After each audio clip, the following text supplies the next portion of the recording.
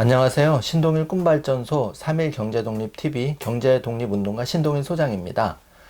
오늘은 정말 어렵게 최고의 중국 전문가이신 전병서 소장님을 어렵게 모시고 중국 시장 전반에 대해서 들어보는 시간을 갖도록 하겠습니다. 안녕하십니까, 소장님? 안녕하십니까? 바쁘신데 이렇게 출연해 주셔서 감사합니다. 아이고, 아닙니다. 제가 영광입니다. 예. 정말 우리 전 소장님은 워낙 중국에서 쪽집게, 정말 제가 우리 소장님 안 지가 한 5년 이상 되는데, 정말 다른 어떤 전문가보다도 중국 시장에 대해서 가장 정확하게 맞추시고, 또 해안을 제시했던 분이셨습니다. 또 책도 많이 저술하셨고, 그래서 정말 질문이 굉장히 많은데, 시간이 없으니까 바로 본론으로 들어가서 한번 여쭤보겠습니다. 지금 다들 미국 시장에 좀 시선이 쏠려 있는데, 왜 지금 중국 시장에 우리가 투자를 해야 되는지 한번 여쭤보고 싶습니다, 소장님.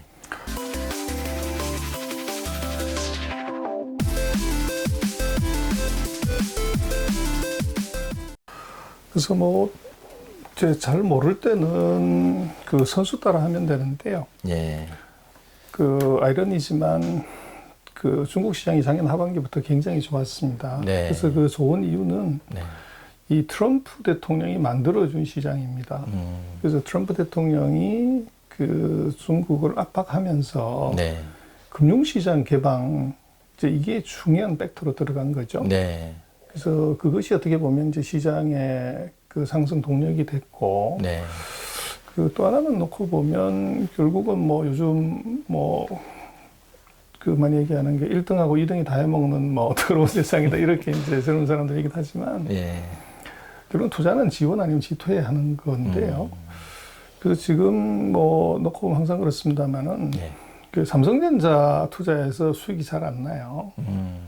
그래서 투자하기 가장 좋은 것은 2등이 1등 되려고 할 때, 여기가 이제 투자하기 굉장히 좋은 조건이죠. 네. 그래서 첫 번째는 이제 2등이 1등 되려고 하는 나라, 이제 요게 하나 있고, 두 번째는 미국이 강하게 압박하기 때문에 중국이 이게 마켓을 개방하면서 거기에 이제 어떻게 보면 기회가 생기고, 물은 높은 데서 낮은 데로 흐르지만 반대로 돈은 낮은 데서 높은 데로 흐르죠. 네. 그래서 그건 이제 성장률이 낮은 데서 높은 데로, 금리가 낮은 데서 높은 데로인데, 지금 미국이 마이너스 성장 제로 금리, 근데 중국은 플러스 성장에 플러스 금리. 네. 그렇게 놓고 보면 세상이 순리대로 간다는 건데, 트렌드로 보면 이제 돈들이 그쪽으로 몰려갈 수밖에 없는 그런 이제 타이밍이 된 것 같고요. 네. 그래서 우리는 미국 주식이 대박이다 이렇게도 많이 하지만, 이제 한국인이 살 수 있는 후전강통 종목 한 1,100 종목을 이 연초 대비로 놓고 보면 테슬라가 가장 많이 올랐다고 그러는데 한 300% 내외인데요. 그것보다도 더 올라간 후전강통 종목들이 이게 대여섯 종목, 7종목이 넘죠. 네. 그리고 100% 이상 올라간 종목들이 50여 종목, 80여 종목 이상 있다는 거죠. 네. 그래서 이제 테슬라라는 회사 이외에 중국의 이제 그런 회사들 놓고 보면 기회들이 굉장히 많은데 우리가 못 보거나 안 보거나 이제 이랬던 것이 문제가 아닌가 싶습니다. 그러면 우리는 지금 이슈가 테슬라가 지금 3월 기준으로 한 주에 $600 하던 게 지금 $2,200 됐다고 굉장히 흥분하고 있는데, 실제로 중국에는 그런 기업들이 더 많이 있다는. 주가 상승률이 테슬라보다 높은 회사들이 그게 있는 거죠. 그런데 사실 저도 그렇지만 이걸 제대로 모르고 있거든요. 좀 많이 쏠려 있는 것 같습니다. 결국은 이제 정보가 돈이고 공부하지 않고서 이제 돈 먹을 수는 없죠. 그래서 제가 볼 때는 미국 시장도 사실은 마찬가지고, 남 따라가다 보면 이제 결정적인 순간에 의사결정 못해서 뒤통수 맞게 되는데, 인더스트리하고 컴퍼니를 좀 깊이 들여다보고 따라가는 게 맞죠. 그렇구나. 그러면 이제 소장님께서는 중국에서도 또 올해 그런 이제 박사학위도 취득하시고 공부도 많이 하셨지만, 그런 또 대학원에는 그런 경영자들하고 교류도 폭넓게 하셔서 누구보다도 이제 중국에 기업하는 분하고 많이 교류를 하신 걸로 알고 있는데, 실제로 그러면 유니콘 기업들이 206개가 굉장히 많이 나왔잖아요. 그렇게 되면 그 기업들이 지금 미중 무역 전쟁 속에서 끝까지 생존할 거냐 이런 게 좀 궁금하거든요. 그래서 이제 그것도 네. 이제 우리가 조금 다르게 봐야 되는 것은 네. 중국의 유니콘 기업은요, 네. 미국이 통제를 해도 별로 영향받지 않아요. 아, 그래서 네. 지금 유니콘 기업들 대부분이 다 인터넷 모바일 기업이에요. 네. 근데 미국이 한 3억 2천 정도 인구지만 예. 중국이 이제 14억인데 중국의 스마트폰 가입자, 핸드폰 가입자 수가 16억 5천이에요. 아. 미국하고 일본하고 유럽을 합친 것보다 더 큰 시장이에요. 네. 그래서 이번에도 뭐 틱톡이나 웨이신, 탄센트를 제재했다고 그러는데 예. 이게 중국의 경제에 어떤 영향을 미치냐. 뭐 우리가 언론에서 보면 저건 뭐 중국 죽었다 이런 느낌이지만 네. 그거 영업에 별 영향이 없어요. 그 웨이신이나 뭐 이제 틱톡의 원래 이제 모회사인 이 뭐 투데이 헤드라인, 진로토테오나 뭐 이런 회사들은 중국 내 영업이 대부분이지 해외 영업이 뭐 10%도 안 되죠. 아. 그래서 미국 포션은 그보다 더 낮고요. 그래서 중국의 지금 유니콘 기업은 16억 5천만, 미국, 일본, 유럽을 합친 것보다 더 큰 인구의 캡티브 마켓에서 만들어지는 거기 때문에 네. 미국의 제재하고는 이게 상대적으로 이게 그 영향이 적고, 그래서 지금 하웨이 건 갖고도 얘기를 많이 하지만 이 하웨이 제재 때문에 우리는 뭐 중국이 완전히 죽었고 반도체도 공급 못 받고 이러면 저 끝났다. 이제 중국이 뭐 폭망했다 이런 네. 이제 논조로 나오지만 이게 뭐가 잘못됐냐면요. 네. 중국의 통신 장비를 공급하는 회사는 하웨이만 있는 것이 아니고 ZT라는 회사가 있어요. 예. 중신통신이라는 회사가. 예. 그래서 이번 미국의 제재는 하웨이라는 회사에 대한 제재지 하웨이 이외 다른 회사에 대한 제재가 없어요. 아, 그럼 화웨이가 무너져도 만약 무너진다 해도 2, 3위 회사가 다시 또 받쳐준다는. 그렇죠. 우리 같은 경우는 예를 들어서 삼성전자하고 LG전자가 통신 장비를 공급하는데 삼성전자가 제재를 받은 거죠. 근데 LG전자는 그 영향이 없어요. 그럼 5 통신 장비는 하웨이가 줄어드는 대신에 네. 이게 LG전자는 제재가 없기 때문에 LG전자 마켓이 올라가는 거죠. 예. 그리고 스마트폰도 하웨이가 아닌 샤오미나 비버나 오포 이 회사들의 쉐어가 올라. 전체 파이는 똑같은데 예. 하웨이가 반도체 수급을 못해서 안 되는 부분을 예. 다른 회사는 제재를 받지 않기 때문에 얘들이 사서 올라간다고요. 네. 그래서 이게 무슨 말이냐면 전 세계 스마트폰 마켓에서 뭐 소장님도 그러시지만 오포 핸드폰이나 비보 핸드폰이라는 거 한국에서 보신 적 있으세요? 못 봤습니다. 근데 전 세계 핸드폰 랭킹으로 보면 예. 이게 1등 삼성, 2등 하웨이, 3등 이제 애플. 아. 그리고 그 밑에 보면 6등까지가 샤오미, 오포, 비보예요. 아. 근데 샤오미, 오포, 비보는 중국 내수가 대부분입니다. 아, 그렇구나. 그래서 이게 내수의 캡티브 마켓이 이게 16억 5천이면 뭐 2년에 한 번씩 핸드폰을 간다고 해도 8억대 내수 수요가 있죠. 네. 근데 지금 우리 삼성이 뭐 세계에서 제일 큰 핸드폰 회사지만 1년에 파는 핸드폰의 대수가 3억대가 좀 안 돼요. 아. 그러면 중국 안에 예. 삼성전자가 팔 수 있는 양의 2배의 시장이 존재하고 있고 아. 거기서 이게 1, 2, 3등 하면 네. 전 세계 탑7, 탑6 안에 들어간다는 거죠. 아, 그렇구나. 그래서 이게 네. 캡티브 마켓 자체가 이게 이미 커져 있고 유니콘이라고 하는 것 자체도 그 지금 중국의 거의 모든 유니콘은 국내 기반으로 형성이 되어 있는 것이지 예. 국제화를 안 했는데도 그렇게 크다는 거죠. 그래서 그 시장의 크기가 미국, 일본, 유럽의 그 가입자를 합친 것보다 더 큰 숫자가 있기 때문에 그것이 가능하다는 겁니다. 아, 사실 저도 금융권에 종사하고 있지만 우리가 중국에 투자해야 될까 말까 그런 고민하지만 사실 종사자조차도 중국을 제대로 모르는데 많이 반성하고 있고 그리고 이제 뭐 유튜브에 그런 채널들이 굉장히 많은데 보면은 일단 일방적으로 극단적으로 흐르는 경우가 굉장히 많거든요. 중국은 무조건 사회주의 국가라서 또 대출도 많이 그림자 공룡도 있어서 곧 무너질 거라든지 여러 그 루머도 많고 그런데 정말 그런 팩트에 근거해서 하는 거는 잘 못 본 것 같거든요. 그래서 중국에 만약에 투자해서 우리가 돈을 번다면 좀 어떤 식으로 개인 투자자들이 접근을 내지는 공부를 해야 될지를 한번 여쭤보고 싶거든요. 그래서 일단은 제가 볼 때는 팩트 체크를 해봐야 되고요. 예. 그래서 뭐 우리가 비 올 때마다 예. 그 중국에서 홍수 났다고 그럴 때마다 우리는 샹샤 때 무너진다. 이제 그렇게 계속 얘기를 하는데 예. 뭐 이제 그게 시간 지나놓고 보면 예. 이게 이제 뭐 오보죠 다.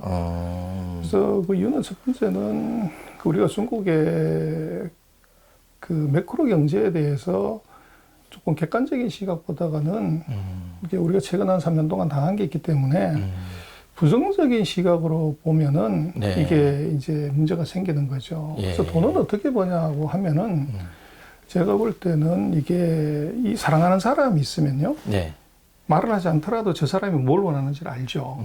그렇죠. 근데 미워하는 사람으로 네. 이제 놓고 보면 저 친구가 뭘 원하는지 내가 알 필요가 없죠. 네. 그래서 우리가 이제 중국은 저런 의미가 우리한테 의미는 중국은 절대 우리하고 친구가 될 수 없습니다. 사회주의하고 민주주의하고 될 수가 없죠.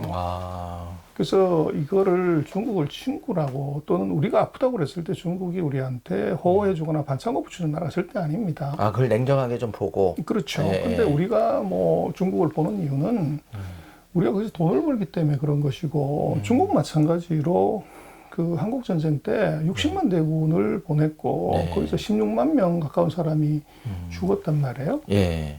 그런 나라를 이제 북한을 버리고 한국을 선택할 수 있냐? 그건 불가해요. 그렇구나. 그래서 그렇게 네. 놓고 보면 중국도 철저하게 한국에 대해서는 이해관계로 접근하는 것이고 예. 우리 뭐 무역수지 흑자의 80%를 중국에서 벌기 때문에 그게 핵심이죠. 네. 그러면 결국은 우리가 이제 돈을 버는 측면에서 놓고 보면 이 상대를 미워하는 눈으로 보면 돈 벌 기회가 보이지 않아요.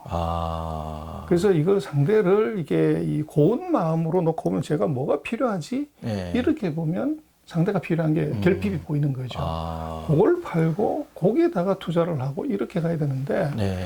우리는 일단은 이제 중국을 바라볼 때 그 냉정한 그 팩트나 이성적보다는 네. 감정을 실어서 보기 때문에 예. 이것이 돈 벌 수 있는 기회들이 잘 안 보이는 거고 그 다음에 이제 두 번째는 이제 우리가 돈은 뭐 GDP 갖고 버는 게 아니지 않습니까? 네, 그렇죠. 인더스트리나 컴퍼니에서 돈을 버는데 한국이 중국의 산업이나 기업에 관한 공부를 이걸 너무 안 해요. 정말 너무 안 하는 것 같아요. 그래서 이제 그게 네. 카드라 통신에 의존해서 투자를 네. 한다. 네. 뭐 그리고 이제 한국의 뭐 금융회사들 제가 언젠가 최근 신문을 봤더니 뭐 해외 수수료 수입만 뭐 이게 2천억인가 얼마 상반기에 벌었다고 그러던데 네. 제가 볼 때는 2천억 벌었으면 그중에 10%만 200억만 네. 해외 이 미국하고 중국을 제일 많이 투자한다고 그러던데 거기에 200억 투자해서 산업하고 기업에 관한 리서치를 하면 수수료가 2천억이 아니라 이게 4천억, 6천억, 예. 8천억이 나올 수 있을 건데 뭐 한국의 어떤 금융회사를 보더라도 시장이 어떻고 ETF가 어떻다 얘기를 하지만 인더스트리나 섹터를 제대로 커버해서 이게 나오지 않는다는 거죠.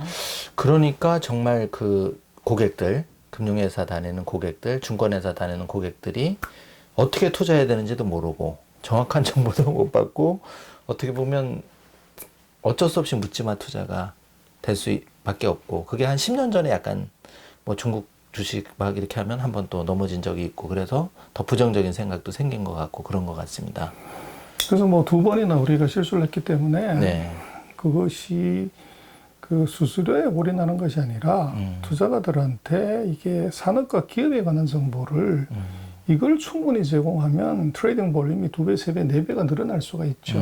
오히려 더 커질 수 있는데 너무 좀 작은 거에만. 그렇습니다. 그래서 네. 이제 뭐 세 번째로는 이제 우리가 투자하시는 분들의 경우가 이게 끊임없이 관찰하고 거기서 이제 타이밍을 보는 것이 뭐 결국은 투자가 타이밍의 예술이라고 그러지 않습니까? 근데 우리는 이제 예술을 안 하고 미술을 자꾸 하는 거죠. 그래서 네. 이게 타이밍을 보려고 그러면 사이클을 좀 깊이 관찰을 해야 되는데 예. 그게 아니고 우리는 차트만 보고 예. 이게 차트에서 테크니컬리 보고 샀다 팔았다 이제 이렇게 하다가 보니까 큰 그림을 놓치게 되죠. 그래서 그게 이제 우리 투자가들의 패턴이 정보가 없다, 자료가 없다는 이유 가지고서 네. 이게 나는 그냥 차트만 보고 샀다 팔았다 그러는데 이 지금 이미 전 세계 투자가들이 다 중국에 투자하고 있지 않습니까? 예. 그리고 중국에는 100여 개가 넘는 증권사 리서치하고 1억 6천만 명의 개미들이 이미 들어와 가지고 예. 이게 작전하고 보고서 쓰고 매집을 하고 있는 상태인데 거기에 우리가 차트만 보고서 이게 예. 미술만 보고서 샀을 때 꼭지 잡을 확률, 7분응선에 들어갈 확률이 51%죠. 그래서 뭐 그 피터 린치가 그랬나요? 투자를 할 때 중학교 2학년 중퇴한 아줌마한테 내가 산 종목을 설명했을 때 이제 고개를 끄덕끄덕할 정도로 그렇게 알 수 있지 않으면 투자하지 마라. 그렇게 이제 조언을 하는데 예. 월가의 전설이 이제 그런 식으로 얘기를 하지만 우리가 한번 되돌아 놓고 보면 그 방금 말씀을 드린 그런 세 가지 조건에서 우리가 그 투자를 한번 반성을 해보면 예. 이제 우리가 어디에서 이게 그 문제가 있었던지를 알 수 있고 그걸로 생각하면 그 세 가지를 잘 이제 가져가면 뭐 리스크를 이제 좀 많이 줄일 수 있지 않는가 싶습니다. 좋은 말씀이십니다. 정말 중국 주식 시장에 투자를 해야 되는 건 필수고 이제는 제대로 공부해서 투자를 하는 시점이 됐다. 정말 이 가뭄의 단비 같은 말씀이신 것 같아요. 앞으로 좀 소장님 자주 모셔가지고 예, 이슈를 좀 따라잡아야 될 것 같습니다. 정말 남사군도의 군사긴장이 막 이렇게 되고 있는데 이게 사실 한국 투자자 입장에서는 홍국보안법과 관련해서 불안하단 말이에요. 근데 이걸 좀 어떻게 봐야 될까요? 우리? 그래서 이제 뭐 여러 가지 생각을 할 수 있는데요. 네. 지금 그 최근 한 뭐 3, 4일 동안에 중국 주가가 이제 행보하고 뭐 네. 이제 내려앉았던 이유는 네. 뭐 마땅한 이유가 없죠. 뭐 경기 지표 괜찮고 그런데 그 핵심은 미중의 군사적 충돌을 시장이 우려를 하는 거죠.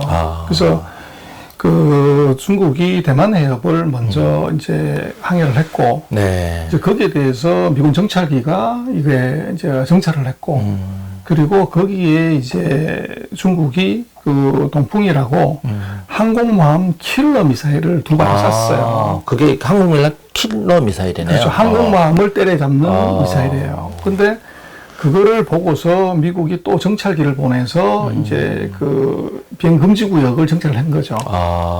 그래서 이게 결국은 미국은 중국이 대포를 쏴서 마치기를 이거를 유도를 하는 거죠. 오히려 유도를 한다. 그렇죠. 그렇게 하는 네. 이유는 뭐냐 그러면 네. 트럼프의 선거에 네. 아주 유력한 이게 계기가 됩니다. 그래서 네. 트럼프 대통령이 뭐 코로나19도 제대로 커버가 안 됐고 경기는 뭐 마이너스고 그래서 국내 문제로서는 승부 걸기 어렵고 바이든을 이제 이기가 상당히 어렵단 말이에요. 그럴 때 좋은 점은 이제 그 군사적 충돌을 통하면 다 애국심이 발동하기 때문에 그래서 중국 입장에서 제가 볼 때는 이번에 남사군도나 대만 해협에서 이것은 미국은 계속적으로 중국이 대포 쏴서 뭔가를 이제 사건을 일으키도록 계속 유도를 할 거고 중국은 그거를 안 할 가능성이 높아요.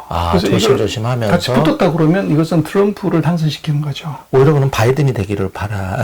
그렇죠. 그래서 이거를 이제 그게 이제 중국의 의도입니다. 그래서 만약에 트럼프를 당선시키려면 이것은 이제 함선 하나를 폭격하면 돼요. 그럼 미국이 같이 붙어서 국지전이 일어나게 되면 뭐 트럼프 리더십이 그대로 먹히는 거고 계속 미국이 정찰기 보내거나 항공모함이 이게 순찰을 할 때 중국은 뒤로 빠져서 가만히 있고 이쪽이 없는 때에 훈련 나거나 포를 쏜다고 하는 것은 싸움을 안 하겠다는 거죠. 그래서 우리도 이렇게 할 수 있어 하는 국민들 또는 대내용 쇼업은 하지만 미국과는 붙지 않는다. 근데 제가 볼 때는 지금 있는 상황으로 판단할 때는 중국은 뭐 트럼프의 지지율에 도움되는 액션을 그거를 하기를 좀 꺼려하는 것 같아요. 그래서 그렇게 놓고 보면 남사군도의 군사적 긴장은 저것이 미국은 유도해서 선거에 유리한 국민을 끌고 가고 싶어 하지만 중국은 그것을 피할 가능성이 있기 때문에 아마 언론에 보도되는 것처럼 이제 그런 취약에 물론 더 두고 봐야 되겠죠. 뭐 트럼프 대통령이 이게 어떻게 될지를 어디로 튈지 잘 모르기 때문에 정말로 남사군도 비행장 하나를 폭격했다. 뭐 이랬을 때 중국의 대응이 중요하지만 그렇기 때문에 문제가 생각보다도 더 커질 수도 있는데 이건 현재 상태의 그런 이제 양국 간의 지금의 긴장 상태는 아마 충돌로까지는 이제 않을 가능성이 지금 높아 보이고 또 이제 그것이 이제 제가 볼 때는 그 문제 해결은 그 미국하고 중국이 1단계 무역 협상의 중간 점검 회의를 하기로 했는데 그걸 계속 연기를 했어요. 그 연기를 하는 것에서 이제 언제 회담을 다시 재개하고 네. 거기서 중국이 이제 어떤 태도를 보이냐, 요게 군사적 긴장까지 같이 해결될 가능성이 있어요. 그래서 지금 트럼프 대통령이 이제 에너지하고 농수산 이 지역에 이제 표를 잡아야 되는데 이걸 중국이 이제 왕창 큰 구매를 해주기로 얘기를 했다가 지금 목표 대비 보면은 농산물은 24%, 에너지는 5%밖에 안 샀어요. 이행률이 되게 적. 그렇죠. 네, 네. 그래서 이번 협상을 하면서 이걸 이제 왕창 사준다 그러면 네. 트럼프에 대해서 우호적인 태도를 보이는 것이고.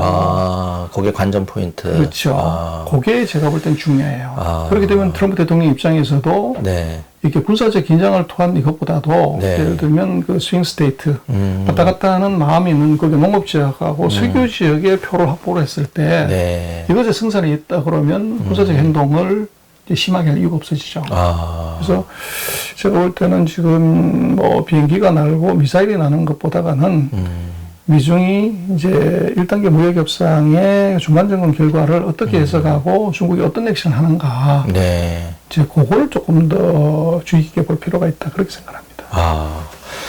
예, 오늘 정말 우리 소장님 귀한 시간 내셔서 장기간 좋은 말씀을 해주셔서 저희 이제 3일 경제독립 TV 쿤발전소에서는 마일 라이프북이라고 사실 스타벅스에 한 30만 명 쓴다 그러는데 이제 연말도 이제 좀 또 찬바람 분 다가오는데 저희 꾼발전소 마일 라이프북 하나 선물로 드리고 이게 정말 우리 100% 명사. 맞습니다. 예, 예. 정말 귀중한 시간 내서 너무 감사드리고 저희는 아직 미미하지만 언젠가는 이제 그런 소시민이 그런 경제 독립을 이룬 정말 내일 출근하지 않아도 경제적 독립을 쟁취하는 그날 그래서 3일 경제독립 TV로 장명을 했는데 소장님 하여튼 최고입니다. 예, 한 번 더 이렇게 좀 귀중한 해안 앞으로도 좀 베풀어 주시길 바라면서 오늘 유익한 시간 되셨으리라 믿고요. 다음 시간에 또 찾아뵙도록 하겠습니다. 시청해 주셔서 감사합니다.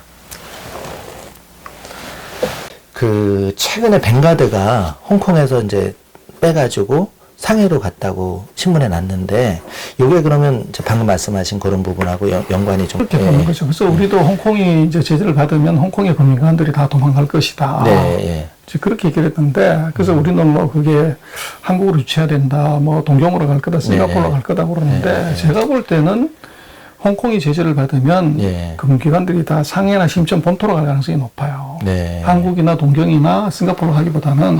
오히려 그쪽으로 가는 그렇습니다. 그렇게 보는 이유는 뭐냐 그러면 우리도 뭐 많은 언론 이런 데서 홍콩의 금융기관 우리로 유치를 해야 된다. 송도나 여의도로. 근데 그건 생각을 해보면 아니 홍콩은 면세인데 우리가 이게 여의도에다가 외국 기관, 홍콩에서 온 기관이라고 해서 면세해 줄 수 있나요? 거기서부터 저부터 안 되는 거죠. 아예 그 자체가 틀리네요. 그렇죠. 네. 두 번째는 홍콩에서 하는 외국계 기관들은 이것이 영어가 이게 잘 돼야 되는데 한국에서 그게 되냐는 거죠. 텍스 문제, 언어 문제, 그 다음에 국제가 된 인재가 있어야 되는데 인재도 지금 그렇게 해당 사항이 사실은 없고 동경으로 간다고 하더라도 동경에 헤드쿼터를 둔 기업이 이게 중국 본토하고 비즈니스가 되냐는 거예요. 그 중국하고 일본하고 지금 뭐 앙숙인데 그래서 그것도 이제 근데 결국은 돈은 이 금융기관은 사실은 조금 뭐 이제 그렇게 얘기하면 수수료 따먹히잖아요. 그래서 예전에는 홍콩에서 중국 본토로 들어가는 돈들, 그러니까 FDI를 하는 돈들 때문에 이제 홍콩이 금융한테 수수료를 받았는데 2013년부터 지금 중국은 FDI, 외국이 중국 투자하는 것보다 중국이 해외로 투자하는 ODI가 더 커요. 그래서 이거는 지금은 이제는 중국 돈을 받아야 수수료를 받는 것이지. 그럼 어떻게 되냐? 중국 돈을 받으려면 한국이나 싱가포르나 동경에 있을 때 중국 돈 받을 수 있는 못 받죠. 그럼 맞습니다. 오히려 상해나 심천으로 다이렉트로 들어간다는 거죠. 그게 지금 벵가드 같은 경우가 나타난 현상이에요. 이면에 그런 게 있었네요. 그렇죠. 그게 핵심이고. 그래서 이제 뭐 우리나라 같은 경우도 홍콩에 많은 금융기관이 진출해 있잖아요. 근데 홍콩이 지금 보안법 사태 이후에 한국의 금융기관들이 홍콩에서 철수해서 한국으로 다시 돌아온다는 금융기관이 단 한 개나 있나요? 없고 이제 다른 대안을 찾아서. 그러니까요. 그래서 그게 이제 한국으로 온다는 것 자체가 엉터리라는 거죠. 엉터리고 안을 들여다보면 이제는 이 결국은 금융은 돈의 흐름을 따라가는 건데 돈의 흐름이 이제 아웃에서 인으로 들어갔다가 지금 거꾸로 중국이 인에서 아웃으로 나오는다고요. 그렇게 되면 돈은 이 돈을 주는 놈한테 붙어야지 받는 놈한테 붙어 갖고는 안 되죠. 그래서 지금 중국이 홍콩을 죽이기 어려운 이유가 중국에서 홍콩으로 돈을 갖고 나오는 거기 때문에 이 수수료를 받으려고 하면 홍콩을 떠나기 쉽지 않다. 그리고 오히려 만약에 홍콩이 여러 가지 리스크가 있다. 어차피 리스크를 지게 되면은 홍콩보다는 중국 본토에서 지는 것이 돈을 받기 훨씬 쉬운 거죠. 오히려 거기서 시장에 그렇죠. 남아있어요. 그리고 지금 이제 금융기관들 뭐 다 그렇지만 지금 미국이 압력을 넣어서 중국이 금융시장 개방을 한다고요. 그렇게 되면 먼저 들어가서 먹는 놈이 이게 선발적 우위가 있죠. 아, 그런 의미가. 거기에 이제 예를 들면 지금 미국에서 두 번째로 큰 이제 벵가드 같은 경우가 우리 홍콩 치우고 이게 중국 본토로 바로 들어간다. 이렇게 얘기를 한 거죠. 지금 최근에 트럼프가 트럼프 대통령이 뉴욕 상장 기업에서 이제 중국을 퇴출하겠다는 발표를 해서 굉장히 시장에 큰 충격이 왔는데, 지금 역으로 지금 중국의 전기 자동차 회사가 나스닥에 상장을 최근에 했다고 들었는데, 소장님, 이런 건 좀 어떻게 봐야 되는지.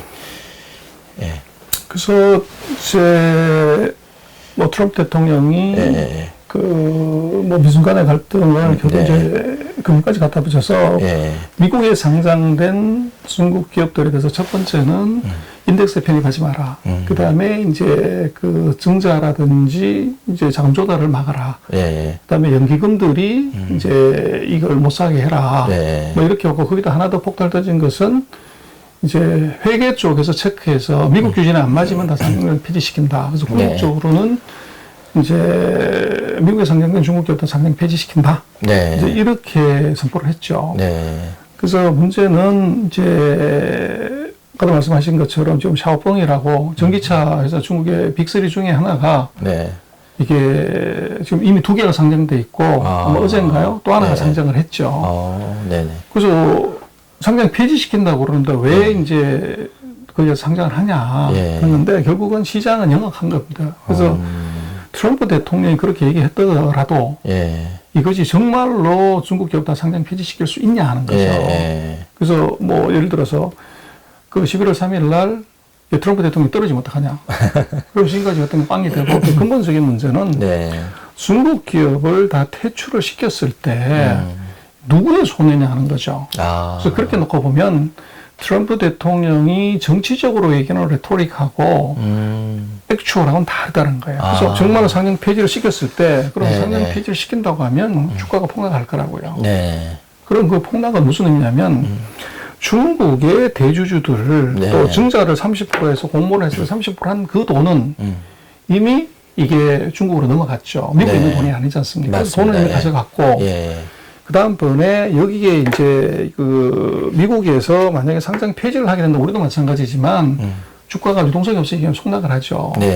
그렇게 되면 매수 청구권을 행사해서 이걸 사가지고 상장 폐지를 시키면 되는데 문제는 지금 중국 정부가 이 미국에서 상장 폐지하고서 중국에 돌아오는 기업들한테 보조금을 주겠다는 거예요. 그럼 예를 들어서 $100짜리가 상장 폐지한다고 그래가지고 $50, $30, $20 떨어지면 그럼 대주주가 그것을 회사가 바이백하고 상장 폐지하니까 어차피 유동성이 없기 때문에 그렇게 해서 이번에 최근에 이제 SMIC라는 회사를 이제 미국에서 상장 폐지하고 이번에 중국에다 상장을 시켰죠. 거청원에다. 그러면 주가가 이제 폭등을 하는 현상이 나타났는데 그렇게 되면 미국의 기관이나 개인들이 공모할 때 주식을 항상 샀을 거란 말이에요. 그리고 중국의 대주주 지분을 낮췄을 때 그것도 이제 미국 투자가 산 거죠. 그런데 대주주는 같은 회사니까 자기는 다시 상장을 시키면 중국에 와서 재상장해서 자기 본전을 건지면 되는 것이고 미국의 기관하고 개인들이 손해를 보게 되죠. 그것은 뭐 돈을 갖고 들어오는 것이 아니라 매수청구권 행사해가지고 이걸 팔고 나가야 되는 거니까 그 회사나 대주주한테 팔고 나가는 문제이기 때문에 그렇게 됐을 때 지금 중국 기업들 중에서 미국에 상장한 기업이 시가총액으로 하면 8월 달에 제가 바로 조선에 계산을 해봤더니 $2조 정도 돼요. 그래서 이게 지금 뭐 반토막 나거나 3분의 1 토막 날 수 있는데 이걸 이제 견딜 수 있냐 이거예요. 그래서 그게 현실적으로 어렵고 그리고 이제 그러면 무슨 일이 벌어지냐 그러면 미국이 이제 이걸 제재를 하게 되면 중국이 이제 거기다 꾀를 쓰는 것이 좋다.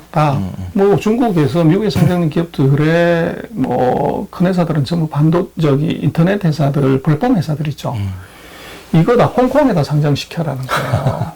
그래서 네. 홍콩에다 상장을 시키고 거기다 보조금까지 주고 지원까지 하겠다고 하는 건데 네. 이렇게 되면 무슨 문제가 생기냐면 트럼프 대통령의 자청수가 나와요.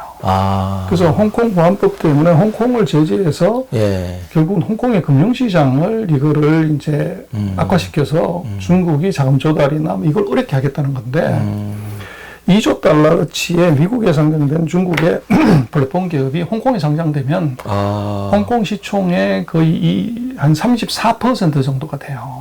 네. 그러면 홍콩은 가만 앉아가지고 시장이 30%더 커지는 현상이 나타나고 예, 오히려. 더 문제는 외국 기관들이 홍콩 시장의 리스크 때문에 돈을 빼야 되는데 예. 문제는 시총이 30% 늘어난 것도 중요하지만 지금 아시아의 인터넷 회사들이 전 세계 뭐 탑10, 탑20 인터넷 회사 중에서 그 절반이 지금 중국계 회사, IT 회사, 그 인터넷 회사인데 그럼 글로벌 포트폴리오에서 인터넷 회사를 산다고 그럴 때 네.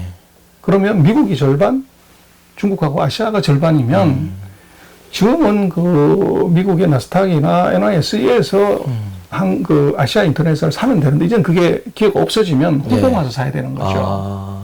그렇게 되면 홍콩의 기관들이 돈을 빼고 홍콩의 자본시장을 줄여야 되는데 아이러니하게도 나스닥의 상장 폐지를 통해서 이게 이쪽으로 통째로 넘어오게 되면 이게 글로벌 펀드 입장에서는 글로벌 인터넷 회사의 포트폴리오에는 중국이 들어가지 않으면 중국 인터넷 회사가 들어가지 않으면 마켓을 이걸 못 따라가는 거죠. 그 전 세계 시가총액에 지금 5등, 6등 하는 놈이 텐센트하고 알리바바인데, 네. 그리고 진동이나 뭐 이런 회사들 계속 올라오기 때문에, 그렇게 되면 이것이 지금 그 트럼프 대통령이 얘기하는 것이 현실적으로 선거를 앞둔 정치적 레토릭으로는 뭐 충분히 의미가 있고 말대포는 의미가 있지만 실행이 가능한 거냐에 있어서는 이것은 좀 엉터리다. 그렇게 보는 것이고, 또 그렇게 상장 폐지를 한다고 그러면 거래소가 상장을 받아주면 안 되죠. 근데 그것은 정치인이 얘기한 거고, 실제적으로 이제 그 자본시장 자체는 뭐, 당신 마음대로 하세요. 이거죠. 그래서 그게 이제 굉장히 좀 다른 점이고, 그래서 뭐 중국이 미국에서 특히 캐피탈 마켓에서 완전 퇴출시키면 중국이 큰일 났다. 이제 이렇게 보기에는 이것은 조금 가장이 많다는 겁니다. 그래 사실 제일 관심이 많은 내용인데 평범한 샐러리맨 사실 뭐 월 50만 원 저축하기가 우리가 빠듯한 형편인데 이런 샐러리맨 그 흑수저 사실 3일경제독립TV는 흑수저가 부자 되는데 관심이 제일 많습니다. 그래서 소장님 그 샐러리맨이 부자 되는 가장 빠른 방법 한번 여쭤보고 싶습니다.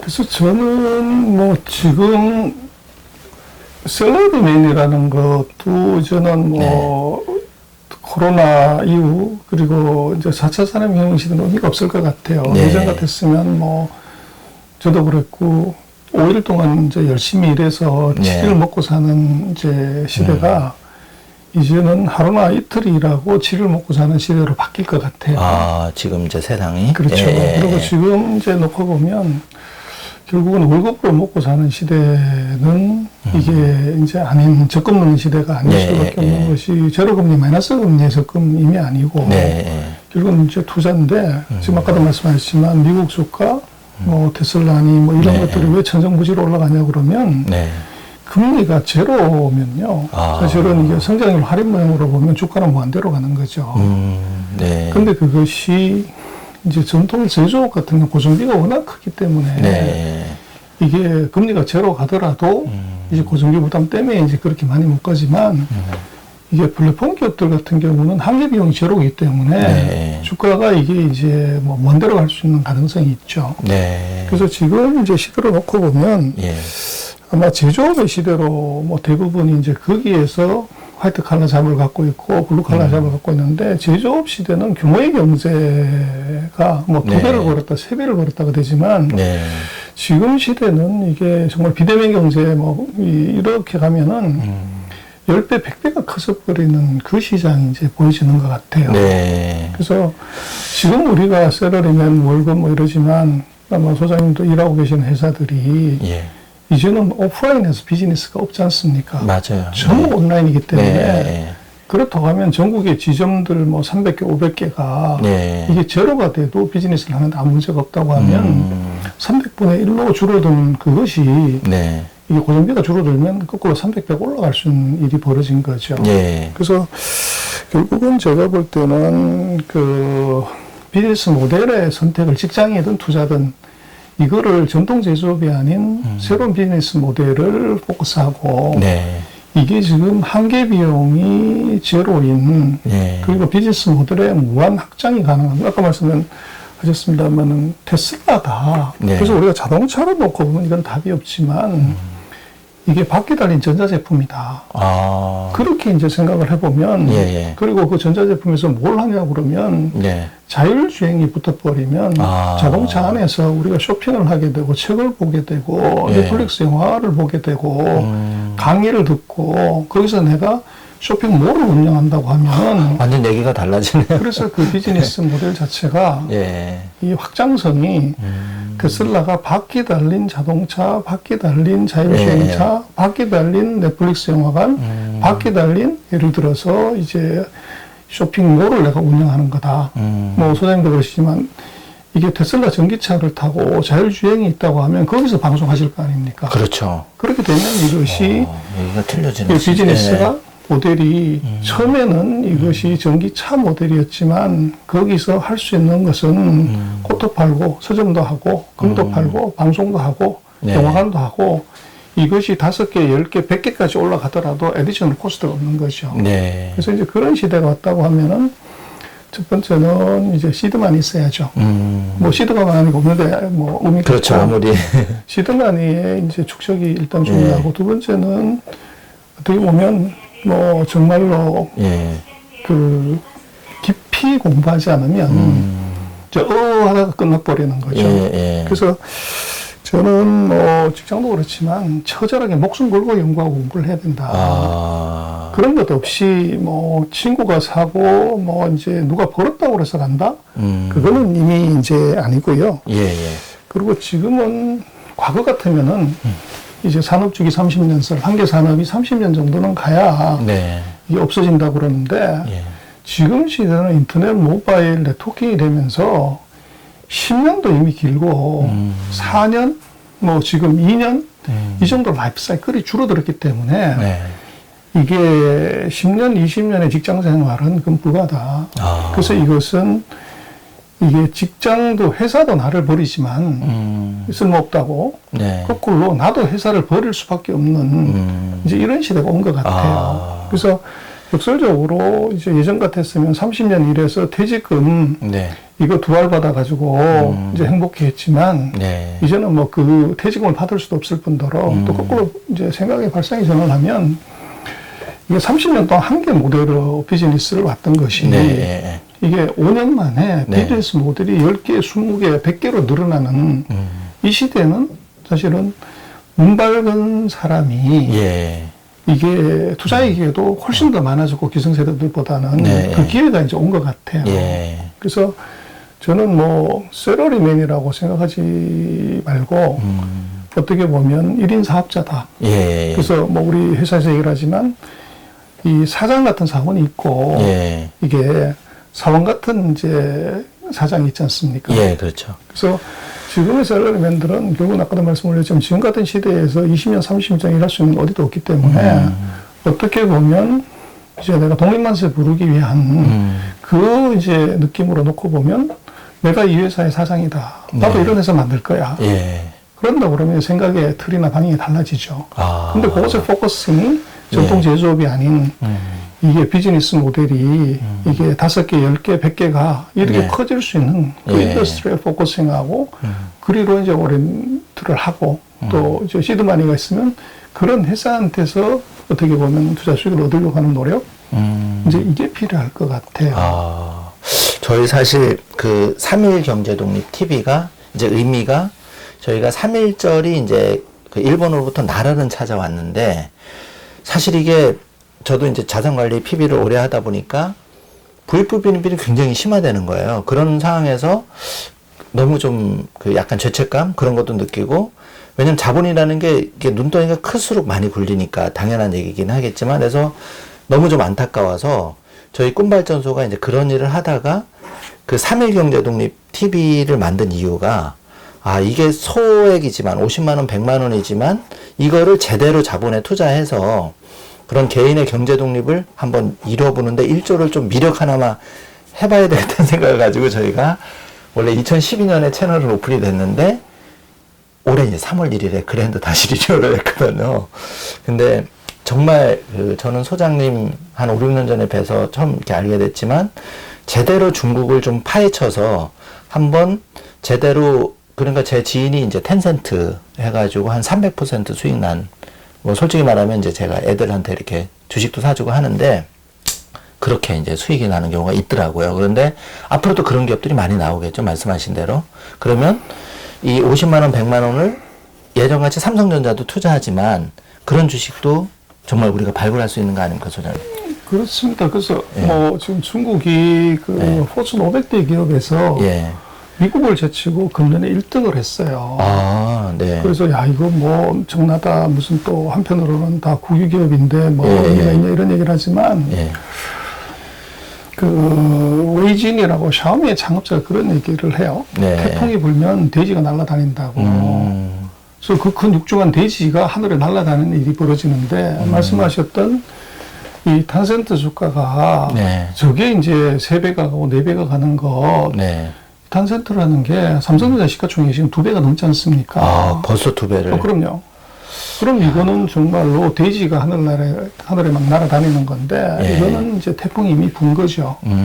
그래서 그 태풍이 불었을 때 이제 어떻게 액션을 할 거냐 하는 것이 네. 문제고 그리고 지금 이제 50만 원, 100만 원 뭐 이렇게 이제 얘기를 하지만 예.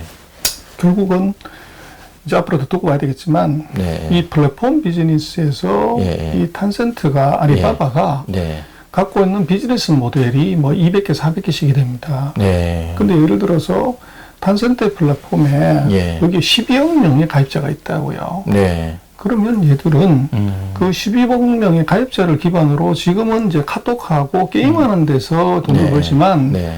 거기다 책방을 하나 여는 거죠. 아. 그러면 가입자가 예. 바로 몇억 명이 되는 것이고 최근에 뭐 한국에서도 많이 투자를 하셨지만 네. 이게 알리바바가 홍콩에 보면 이번에 코로나 사태 때 이슈가 됐던 그 알리 헬스케어 네. 그 인터넷 그 진료 시스템 네. 뭐 핑암보험도 마찬가지로 핑암구닥터 같은 네. 이걸 만들었는데 예. 이게 시총이 장난이 아니에요. 이게 무슨 의미냐 그러면 결국은 이게 12억 명의 가입자 플랫폼에서 네. 지금은 게임을 갖고 하지만 여기다가 예. 약을 파는 것을 갖다 붙이고 치료를 하는 걸 갖다 붙이고 서점을 갖다 붙이고 이렇게 돼버리면 네. 4억 명짜리 가입자가 등장하는 사이트가 등장하게 되죠. 예. 그렇게 되면 순식간에 예. 50개, 100개의 이게 이 유니콘 기업들이 한 개 플랫폼에서 등장을 하게 되죠. 어마어마한 일이 벌어지네요. 그래서 그게 네. 결국은 이제 지금까지 경험하지 못했던 돼지가 날아다니는 태풍은 바로 이겁니다. 근데 그것이 예전에 우리 철강화학, 조선, 기계, 반도체, LCD에서는 그런 일이 일어날 수가 없죠. 네. 근데 지금 이게 이제 네트워크 사회가 되면서 이게 이제 혁신이 생긴 거고. 그래서 네. 지금 시대는 그 제조의 시대에는 큰 놈이 작은 놈 먹죠. 100만 개 네. 생산하는 놈은 10만 개 생산하는 놈하고 무조건 붙으면 이겼고, 또 정발 시대는 빠른 놈이 느린 거 먹었죠. 근데 지금 시대가 돼지가 이게 하늘 날아다니는 이유는 이게 네트워크식이 되기 때문에 이런 스토리가 생겼고, 이게 이제 그 젊으신 분들의 그 가능성이 있다는 것이 지금 시대는 친구 많은 놈이 친구 적은 놈을 먹어요. 그리고 친구 많은 놈이 큰 놈을 먹고, 친구 많은 놈이 빠른 놈을 먹는다고요. 근데 이것은 삼촌 세대, 아버지 세대 때는 없었던 일이고, 지금 이게 이제 이 개인들한테 그 기회가 사실은 온 거죠. 그래서 그게 전 세계 최대 반도체 LCD 가전, 여기에 최대의 기업인 삼성전자 시가총액이 이게 카톡하고 전자상가는 알리바바 탄센트의 절반도 안 된다는 거, 이거 어떻게 설명해야 되냐. 그리고 한국에서 제일 큰 통신회사가 SK텔레콤이나 이게 KT가 아니고 카카오톡이라고요. 네. 근데 한국통신이 최대 통신사였지만 시총이 6조, 9조가 안 되고 SK텔레콤만 저도 10몇 조밖에 안 되는데 카톡이 30조가 훨씬 넘지 않습니까? 그래서 이게 지금 새로운 이제 그 대지가 날아다니는 태풍 이게 불어왔기 때문에 제가 볼 때는 그 작은 소액 투자가들도 이게 대지가 날아다니는 그 시장을 정확하게 볼 수 있고 판단할 수 있다 그러면 50만 원을 500만 원으로 만들 수 있는 기회가 이게 이미 우리한테 와 있는 것 같아요. 야, 50만 원, 500만 원 만들 수 있으면 500만 원 해서 5천만 원 만들고 그렇게 5천만 원, 5억을 만들면 사실 아파트가 문제는 아닌 것 같은 거거든요. 어쨌든 샐러리맨도 희망이 있다. 다만 이제 좀 공부를 열심히 하고 새로운 어떤 그 미국에도 관심을 가지지만 중국도 좀 더 우리가 깊이 있게 투자 연구를 좀 해야 된다 이런 말씀이신 것 같습니다. 네. 소장님, 지금 뭐 여러 가지 이제 뭐 얘기가 나오는데 미중 무역 전쟁하고 해서 지금 뭐 홍콩 부항법 사태 등 하는데 그 시장에서는 이제 관심이 중국이 과연 미국을 제치고 주요한이 될 수 있냐, 기축통화국이 될 수 있느냐 이런 데 대해서 굉장히 관심이 많거든요. 이런 점은 또 좀 어떻게 보시는지 궁금합니다. 그래서 뭐 이렇게 볼 수가 있죠. 100m 달리기를 하는데 네. 그 한 사람은 이제 시속 20km 달리고 네. 한 사람은 시속 이제 60km 달리죠. 예. 근데 시속 20km 달리는 사람은 100m에 나가 있고 네. 이 60km 달리는 사람은 66m에 나가 있습니다. 네. 그래서 미국과 중국의 GDP 비중이 지금 미국에 대비해서 중국이 한 66% 돼요. 그래서 그렇게 놓고 보면 시속 20km 달리는 쪽하고 시속 네. 60km 달리는 쪽이 이제 언젠가는 앞으로 이제 변수가 없다면 추월하게 되죠. 네. 그래서 그렇게 보는데 그게 언제 이루어질 거냐는데 이제 중국의 목표는 2035년. 그래서 앞으로 15년 뒤 정도에 그런 일이 이제 있을 거라고 얘기를 하는 거고 미국이 최근에 아마 어떤 연구소가 발표한 것은 2028년에 그런 일이 벌어질 거다. 네. 그렇게 이제 얘기를 했죠. 네. 그래서 이 경제력으로 중국이 미국을 추월한다고 하는 것은 가능한 일이다. 그래서 그것이 8년 뒤냐, 15년 뒤냐, 요 사이에 이건 벌어질 수밖에 없다. 그렇지만 그것이 이제 패권을 가져가는 거냐, 이건 별개 문제예요. 그래서 별개다. 뭐 패권이라는 게 경제력도 있고, 기술력도 있고, 군사력도 있고, 문화력도 있고, 네. 뭐 이런 이제 복합적인 것이기 때문에, 그러나 경제력이 없이 이게 문화력이 또 이제 군사력이 네. 이게 먼저 된 나라는 없습니다. 그래서 경제력이 먼저 가고 나면 그 이후에 군사력이 따라오게 되고 네. 그게 이제 금융력으로 가고 이제 이 문화력으로 가게 되는 거죠. 네. 그래서 앞으로 이제 뭐 미국 예측대로는 8년, 중국 예측은 15년 네. 이 사이가 미중이 피 터지게 서로 싸우는 네. 이제 그 기간이 될 것 같고 네. 결국은 이제 뭐 대부분의 최근 500년간의 이제 그 대국의 패턴을 보면 모든 대국은 제조대국부터 시작, 물건을 만들어 시작하는 거고 네네. 또 물건을 많이 만들면 무슨 문제가 생기면 재고가 생기죠. 네. 그래서 이 재고를 어떻게 해소할래 할 때 보면 수출로 해소를 합니다. 그렇게 되면 수출해가지고 이게 대금을 못 받으면 어떻게 하냐. 그럼 망하는 거죠. 네. 그럴 때 모든 무역대국은요, 뭐, 스페인, 포르투갈, 네덜란드, 영국, 미국까지 모든 이제 대국들은 반드시 군사대국이 됐습니다. 그래서 그렇게 되면 어떻게 되냐. 제조대국, 무역대국, 군사대국 되고 나면 그렇게 떼도뭔가 금융대국이 되죠. 그래서 마지막에는 금융대국으로. 그렇습니다. 그래서 모든 이제 대국들은 제조대국으로 시작해서 금융대국에서 쓰러집니다. 그래서 네덜란드가 쓰러진 것도 마지막 금융대국에서 끝났고, 영국도 마찬가지로 금융에서 끝났고, 예. 지금 놓고 보면 제조대국, 미국이 아니고 중국, 무역대국, 미국이 아니고 중국, 예. 군사대국, 미국, 금융대국, 미국이죠. 예. 그래서 이제 군사대국, 금융대국, 앞으로 이제 8년에서 15년 이 사이에 이제 그 경쟁이 치열하게 되는데 예. 결국은 이제 군사대국이라는 것은 그것은 기술대국을 얘기를 합니다. 그래서 기술 전쟁이 이제 치열하게 벌어지죠. 네. 그리고 이제 어떻게 보면 지금의 기술은요. 미국의 기술이 이제 실리콘밸리로 대표가 되지만 그 네. 실리콘밸리는 나스닥이 베이스가 되지 않으면 있을 수 없어요. 예. 그래서 결국은 이제 기술 대국의 중요한 축 하나가 금융이 서포트를 해야 된다는 거죠. 네. 그래서 이제 중국이 미국을 초월할 수 있냐는 것은 이제는 앞 단계, 두 단계는 끝났고 지금 이제 군사대국으로 가는 길에서 네. 첫 번째 기술력, 두 번째가 금융력. 요 두 가지에서 미중이 결국은 중국이 미국을 자초시킬 수도 있고 미국이 추월할 수도 있죠. 그래서 앞으로 이제 8년에서 15년 사이에 결국 미중이 피할 수 없는 전쟁은 기술 전쟁하고 이게 금융 전쟁이다. 그 금융 전쟁은 무슨 은행 전쟁이 아니라 예. 이것은 IB. 이 캐피탈 마켓의 전쟁으로 벌어질 수밖에 없고 예. 그게 뭐 싸움 중에서 제일 그 구경 중에 제일 재밌는 구경이 이 불구경하고 이제 네. 싸움 구경이라고 하는데 네. 우리로서는 저 불똥이 튈지는 모르지만 미중이 싸우는 것을 우리가 목격하고 거기서 이제 찬스를 잡을 수 있는 기회 이게 이제 분명히 있겠죠. 아, 소장님 말씀 듣고 보니까 사실 투자자들이 막 중국은 사회주의 집단지도 체제다. 또 해서 걱정을 많이 하시고 과연 내가 자본을 투자했을 때 이거를 몰수당하거나 뺏기지 않거나 뭐 투명하지 않다. 이제 이렇게 생각할 수도 있는데 제가 든 생각은 8년에서 한 15년이 군사대국에서 금융대국으로 결국은 간다면 아직까지는 그런 의미에서 우리가 좀 시간이 뭐 금융대국에서 망하더라도 적어도 10년 뒤의 일일 거니까 그러면 지금 잘 골라서 투자를 잘 해놓으면 그게 어떻게 보면 지금 똘똘한 한 채 강남에 많이 쏠려 있지만 그런 효과를 낼 수도 있겠네요. 그래서 이제 이렇게 예. 봐야 되죠. 사회주의 국가이기 때문에 우리가 돈을 못 번다, 얘들이 다 흡수해 버린다 그러면 네. 결국은 이제 그 우려가 있을 수가 있는데 네. 그거를 어떻게 보면 되냐 그러면 예. 지금 아까 말씀하셨지만 예.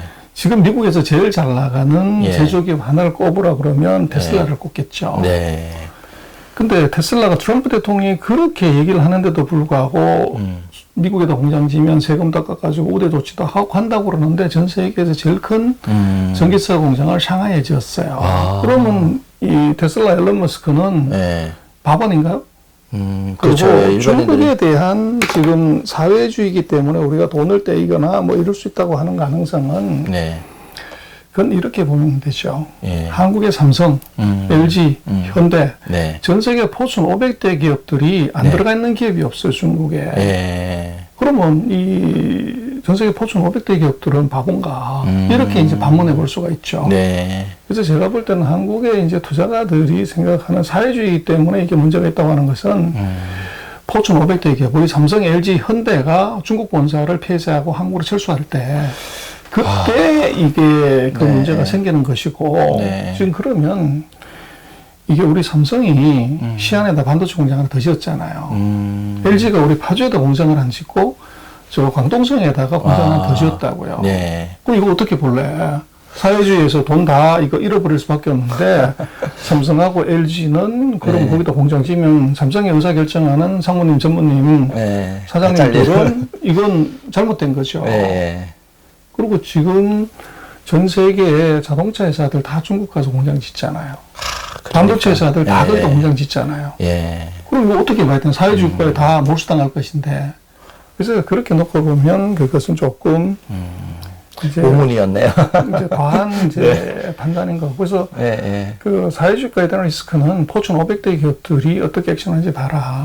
더 빨리 움직일 거다. 만약 그런 이슈가 그렇죠. 생기면.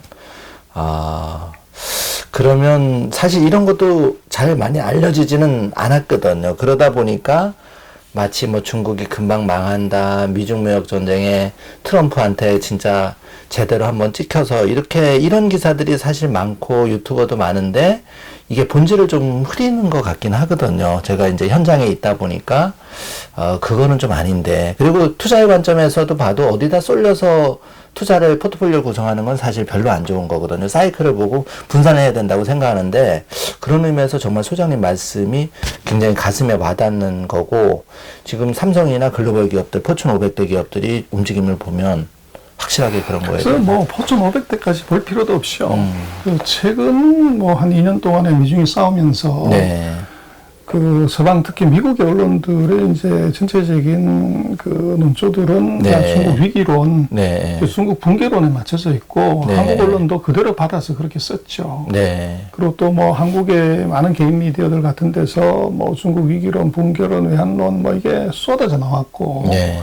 그 최근 2년 동안에 이제 그렇게 많은 예측이 맞은 게 있냐 그러면 뭐 멀쩡하단 말이에요. 그렇죠. 왜 안 넘어가지 막.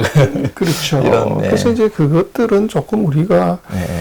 그 언론 미디어에 어떻게 보면 약간 편파적인 내용을 아무 비판 없이 쓰다가 네. 보니까 네. 이제 그런 일이 지금 벌어진 것 같고 저는 그거를 언론에 보도되는 기사를 보지 말고 돈의 흐름을 봐라. 아, 돈은 돈의 흐름이 그렇죠. 있는데. 그래서 돈의 흐름으로 판단하는 것이 세상에서 제일 똑똑한 게 돈입니다. 그래서 어떻게 볼 수 있냐면, 뭐, 우리나라에서는 작년 하반 금년이 뭐, 하여간 중국 망한다는 얘기가 그렇게 많이 나왔지만, 네.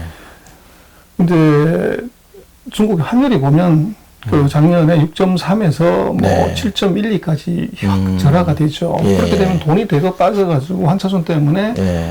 이 중국이 이제 외환이나 금융시장에서 위기가 와야 되는데 그렇죠. 네. 문제는 작년 하반기 이후에 지금까지 예. 코로나가 가장 심했던 3월달 한 달을 빼놓고는 예. 중국 캡탈 마켓에서 외국인 순매수는 줄어든 적이 없어요. 계속 순매수했다고요. 예. 근데 그 사실은 우리도 뭐 그 중국의 개인들이 주식 투자를 했지만 중국의 청깡통, 후깡통을 산 사람이 누구냐? 이건 유럽계, 미국계가 제일 많죠. 그게. 그래서 이제 미국이 또는 유럽이 중국이 망한다고 위기라고 이게 뭐 만 죽었다고 이렇게 그렇게 얘기를 하면서 돈은 완전히 표리부동하게 돈을 계속 갖다 집어넣었다는 거죠. 네. 그래서 중국도 마오타이 주가가 그렇게 폭등을 하고 항저제약 주가가 그렇게 올라갔고 한데 그걸 중국인이 사서 올렸냐? 그거는 뭐 외국인이 사서 올린 거죠. 아. 그래서 그렇게 놓고 보면 미국이 얘기하는 입으로 얘기하는 것과 그 주머니가 얘기하는 것은 완전히 다른 스토리다. 다른 얘기다. 그래서 네. 우리는 이제 입으로 얘기하는 걸 그대로 받아들여서 갖고 오는데 냉정하게 바라는 거죠. 그래서 그 돈은 이게 중국으로 계속 몰려 들어가고 있다는 것, 그것은 이제 뭐 팩트가 정확하게 얘기를 하죠. 네. 그래서 저는 그 언론이나 개인 미디어를 보지 말고 네. 그 돈의 흐름을 보면 거기에 답이 있다. 그럼 가장 똑똑한 것은 바로 돈이다. 예. 뭐 그렇게 보시라고 얘기를 드리고 싶습니다. 네. 그건 이렇게 보면 되죠. 예. 한국의 삼성, LG, 현대, 네. 전 세계 포춘 500대 기업들이 안 네. 들어가 있는 기업이 없어요, 중국에. 예. 그러면 이 전 세계 포춘 500대 기업들은 바본가? 이렇게 이제 반문해 볼 수가 있죠. 네. 그래서 제가 볼 때는 한국의 이제 투자가들이 생각하는 사회주의 때문에 이게 문제가 있다고 하는 것은 포춘 500대 기업, 우리 삼성, LG, 현대가 중국 본사를 폐쇄하고 한국으로 철수할 때 그때 이게 그 네. 문제가 생기는 것이고 네. 지금 그러면 이게 우리 삼성이 시안에다 반도체 공장을 더 지었잖아요. LG가 우리 파주에다 공장을 안 짓고 저 광동성에다가 공장을 더 지었다고요. 네. 어떻게 볼래? 사회주의에서 돈 다 이거 잃어버릴 수밖에 없는데 삼성하고 LG는 그럼 네. 거기다 공장 지면 삼성의 의사결정하는 상무님, 전무님, 네. 사장님들은 이건 잘못된 거죠. 네. 그리고 지금 전 세계의 자동차 회사들 다 중국 가서 공장 짓잖아요. 반도체 회사들 다들 공장 짓잖아요. 예. 그럼 이거 어떻게 봐야 되나? 사회주의 국가에 다 몰수당할 것인데. 그래서 그렇게 놓고 보면 그것은 조금 이제 오문이었네요. 이제 과한 이제 판단인 거고. 그래서 그 사회주의 국가에 대한 리스크는 포춘 500대 기업들이 어떻게 액션하는지 봐라. 더 빨리 움직일 거다. 만약 그런 이슈가 그렇죠. 생기면.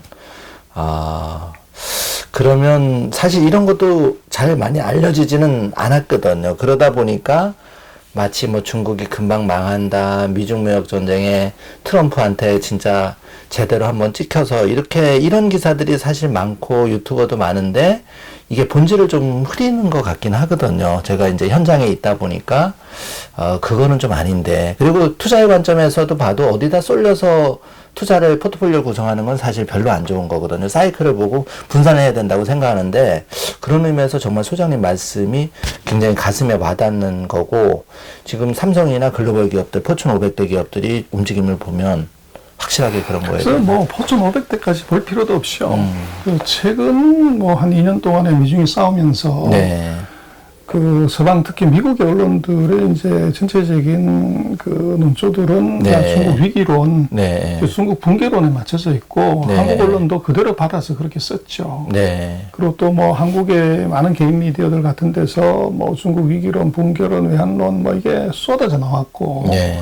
그래서 최근 2년 동안에 이제 그렇게 많은 예측이 맞은 게 있냐 그러면 뭐 멀쩡하단 말이에요. 그렇죠. 왜 안 넘어가지 막. 그렇죠. 이런, 네. 그래서 이제 그것들은 조금 우리가 네. 그 언론 미디어에 어떻게 보면 약간 편파적인 내용을 아무 비판 없이 쓰다가 네, 보니까 네. 이제 그런 일이 지금 벌어진 것 같고 저는 그거를 언론에 보도되는 기사를 보지 말고 돈의 흐름을 봐라. 아, 돈은 돈의 흐름이 그렇죠. 있는데. 그래서 돈의 흐름으로 판단하는 것이 세상에서 제일 똑똑한 게 돈입니다. 그래서 어떻게 볼 수 있냐면 뭐 우리나라에서는 작년 하반 금년이 뭐 하여간 중국 망한다는 얘기가 그렇게 많이 나왔지만 네. 근데 중국 환율이 보면 그 작년에 6.3에서 뭐 네. 7.12까지 확 절하가 되죠. 예. 그렇게 되면 돈이 대거 빠져가지고 환차손 때문에 네. 이 중국이 이제 외환이나 금융시장에서 위기가 와야 되는데 그렇죠. 네. 문제는 작년 하반기 이후에 지금까지 예. 코로나가 가장 심했던 3월달 한 달을 빼놓고는 예. 중국 캐피탈 마켓에서 외국인 순매수는 줄어든 적이 없어요. 계속 순매수했다고요. 예. 근데 그 사실은 우리도 뭐 그 중국의 개인들이 주식 투자를 했지만 중국의 현깡통, 후깡통을 산 사람이 누구냐? 이건 유럽계, 미국계가 제일 많죠. 그게. 그래서 이제 미국이 또는 유럽이 중국이 망한다고 위기라고 이게 뭐 만 죽었다고 이렇게 그렇게 얘기를 하면서 돈은 완전히 표리부동하게 돈을 계속 갖다 집어넣었다는 거죠. 네. 그래서 중국도 마오타이 주가가 그렇게 폭등을 하고 항저제약 주가가 그렇게 올라갔고 한데 그걸 중국인이 사서 올렸냐? 그거는 뭐 외국인이 사서 올린 거죠. 아. 그래서 그렇게 놓고 보면 미국이 얘기하는 입으로 얘기하는 것과 그 주머니가 얘기하는 것은 완전히 다른 스토리다. 다른 얘기다. 그래서 네. 우리는 이제 입으로 얘기하는 걸 그대로 받아들여서 갖고 오는데 냉정하게 바라는 거죠. 그래서 그 돈은 이게 중국으로 계속 몰려 들어가고 있다는 것, 그것은 이제 뭐 팩트가 정확하게 얘기를 하죠. 네. 그래서 저는 그 언론이나 개인 미디어를 보지 말고 네. 그 돈의 흐름을 보면 거기에 답이 있다. 그 가장 똑똑한 것은 바로 돈이다. 예. 뭐 그렇게 보시라고 얘기를 드리고 싶습니다. 네. 그래서 소장님께 꼭 여쭤보고 싶은 게 이제 그 중국 본토에 외국인이 투자할 수 있는 게 이제 그 그 투자를 하는 그 자금이 들어가는 게 상해 A 주식 뭐 이렇게 지금 들어가 그 외국인 자본들이 그러니까 그 나눠져 있다 그러더라고요. 중국은 그 중국 본토 사람이 투자하는 시장이 있고 외국인이 투자한 그거를 좀 설명을 해주신다면은. 중국은 이제 A 시장, B 시장이 있는데요. 예. 그 B 시장은 외국인이 투자할 수 있는데 B 시장은 네. 심청 같은 경우는 홍콩 달러로 투자해야 되고 예. 상해 시장은 US 달러로 시작을 해야 됩니다. B 시장은. 예. 근데 지금은 그럴 필요가 없는 것이 예. A 시장에 그 상해 시장하고 심천 시장에 그 1,100개 종목이 이제 후션강통 그러니까 홍콩하고 네트워킹이 돼가지고 이제 자유롭게 투자할 수가 있어요. 네. 그래서 뭐 지금은 이제 A 주식, B 주식 가릴 것 없이 B 주식은 당연히 되는 것이고 네. 지금 A 주식 중에서 3분의 1을 외국인이 투자할 수가 있습니다. 그래서 중국의 뭐 큰 우량주들은 다 제한 없이 이제 살 수가 있죠. A 시장도. 그렇죠. 그렇구나. 그리고 최근에 그 A 시장하고 B 시장이 한간에 누구는 이제 주가 그래프가 뭐 미국의 나스닥이나 거기에 비해서는 정말 밋밋하다. 뭐 이렇게 주기를 봐도 변동성이 크게 없다. 역시 중국은 안 된다. 이제 이런 논리도 있는데 그런 거는 좀 어떻게 보시는지. 그것도요. 예. 미국도 마찬가지면 주가가 사상 최고치다고 그러는데 예. 그 빵 주식 5개를 빼버리면 미국 전체 인덱스는 지금 마이너스란 말이에요. 전고점을 못 가기 때문에 예, 예. 그 5개가 올라간 것이고 예.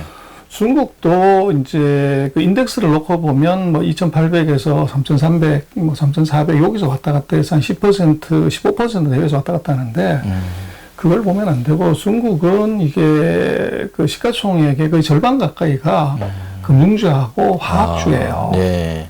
그래서 이게 안 움직이면 전체 인덱스는 가기 어렵죠. 근데 이제 금융주 같은 경우는 중국은 이제 예. 은행이 주가 되다가 보니까 예. 지금 뭐 전 세계 탑5 은행들 예. 그 중에서 4개가 중국 은행이에요. 근데 지금 뭐 다 마찬가지지만 저게 예대 마진 계속 떨어지고 있고 지금 이제 중국도 뭘 하고 싶어 하냐 그러면 기업들의 부채 비율이 높기 때문에 네. 은행 대출을 줄이고 금융시장에서 직접 금융 그 주식으로 펀딩을 하든지 채권으로 펀딩하라고 하니까 네. 이 은행의 그 상대적인 지위 악화, 수익 네. 악화가 계속 있는 거죠. 아. 그러다가 보니까 이제 네. 이게 금융주의 약세가 지수를 못 올라가게 하는 것이고 아. 또 이제 석유화학이 이게 큽니다, 중국이. 예. 그래서 이 최근 뭐 수년 동안에 기름값이 예. 150%에서 이게 뭐 끝없이 떨어졌기 때문에 예. 그 영향이 같이 있죠. 아. 그러나 이제 그 중국의 내수 소비나 네. 또는 이제 테크 주식이나 이걸 이제 5개를 골라 뽑아봐라.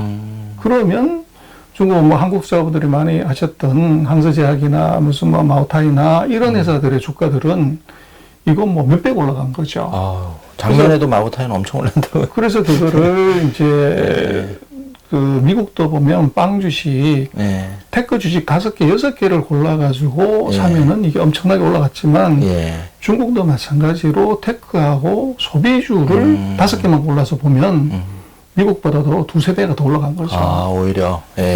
그거를 이제 아까도 말씀을 드렸지만 우리가 중국의 인더스트리나 컴퍼니를 보지 않기 때문에 네. 원수 같은 중국어가 안 돼가지고 거기서 이제 우리가 그 오해를 하는 거죠. 예. 미국 시장은, 중국 시장은 안 된다. 그래서 그거는 중국은 이제 마켓 전체를 따라가는 인덱스는 아까 말씀을 드렸지만 펀드는 그게 금융주하고 화학주의 비중이 크기 때문에 예. 기름값이 올라가고 금융시장 전체적인 것이 다시 대출 위주로 가게 된다 그러면 중국 인덱스는 세게 올라가지만 네. 그게 아니라고 하면 이것은 그 2개를 제외한 나머지 섹터하고 종목에서 봐야지 전체를 보면은 그것은 큰 점이 없다. 아. 미국도 사실은 마찬가지고요.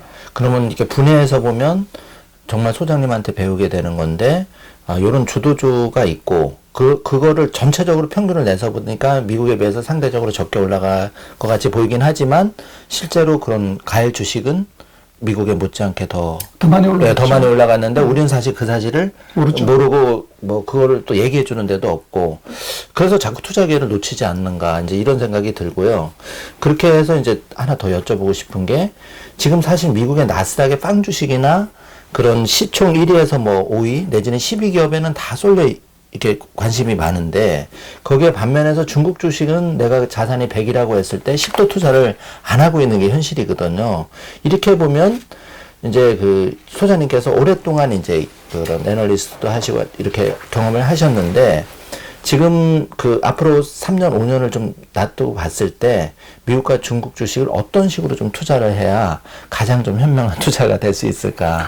글쎄 이제 뭐 자산 배분하는 쪽에서 놓고 보면 결국은 이제 시가총액 기준으로 가라 또는 이제 GDP 비중대로 가라. 이제 그렇게 보면 지금 아마 우리가 해외 주식 투자하는 걸 보면 아마 미국하고 중국의 비중이 뭐 10을 그 기준으로 치면 네. 아마 7대3? 뭐 최근에 7대3. 조금 늘어가지고 네. 뭐 6대4 뭐 네. 그런 정도로 가는 것 같아요. 네. 근데 아마 앞으로 트렌드를 놓고 보면 중국 GDP와 미국 GDP 한 66% 정도이기 때문에 지금보다는 비중이 한 2배 정도 더 올라가야 된다. 올라갈 것 아닌가. 이제 그렇게 보시면 그게 최대 이제 난점을 보자 그러면 그 중국에 이제 투자하고 싶어도 정보가 부족하다는 거. 네. 그래서 이제 산업하고 기업에 관한 정보들이 금융기관들이 더 많이 제공하고 또 투자가들도 그걸 조금 더 많이 공부하게 되면 네. 아마 지금 사고 싶은데 이게 그 원수 같은 중국어가 안 돼서 흰 것은 종이고 까만 건 글씨다 보니까 이제 이런 일이 벌어지는 거죠. 그러나 뭐 트렌드를 놓고 보면 뭐 지금 미국 비중 대비해서 중국 비중은 너무 낮다. 그리고 그것은 이제 뭐 시간이 더 흘러야 되겠지만 이 돈이 된다고 그러면 이제 정보에 대한 투자가 늘게 되겠죠.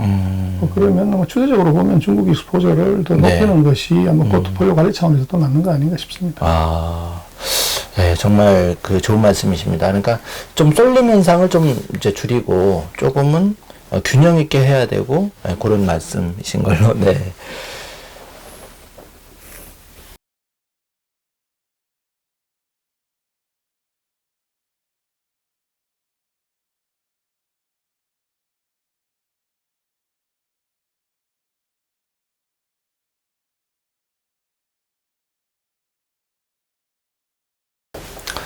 최근 그 동학개미가 굉장히 이슈인데, 바람직한 현상이라고 개인적으로는 생각합니다. 그런데, 그 동학개미 투자자, 소자본으로 사실 하고 있잖아요. 그래서, 우리 전병서 소장님께 우리 동학개미 좀 성공할 수 있을까, 그 견해.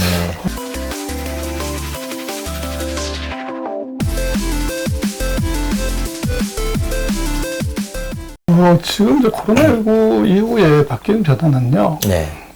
저는 뭐 한마디를 딱 얘기하라면 전복이라고 얘기 드리고 싶어요. 전복.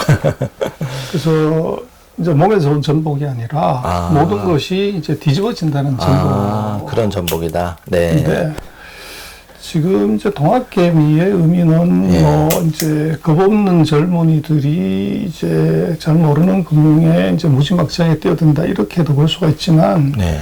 제가 볼 때는 세상이 뒤집어지는 과정이 아까 말씀을 드린 것처럼 이게 제로금리 시대에 어떻게 보면 그 바람 방향의 투자? 네.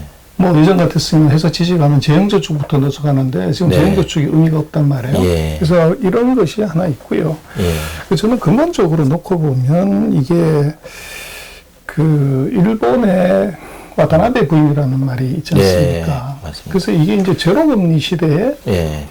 그 어떻게 보면 마이너스 금리 시대에 네. 돈 빌려서 전 세계에 투자했던 것이 와타나베 부인이죠. 네. 그래서 저는 한국의 동학개미들의 의미는 네. 바로 재패나이제이션, 투자에서 일본 현상. 그래서 네. 우리가 지금 뭐 전기요금 얘기하지만 CPI 감안하면 마이너스 금리란 말이에요. 그렇죠.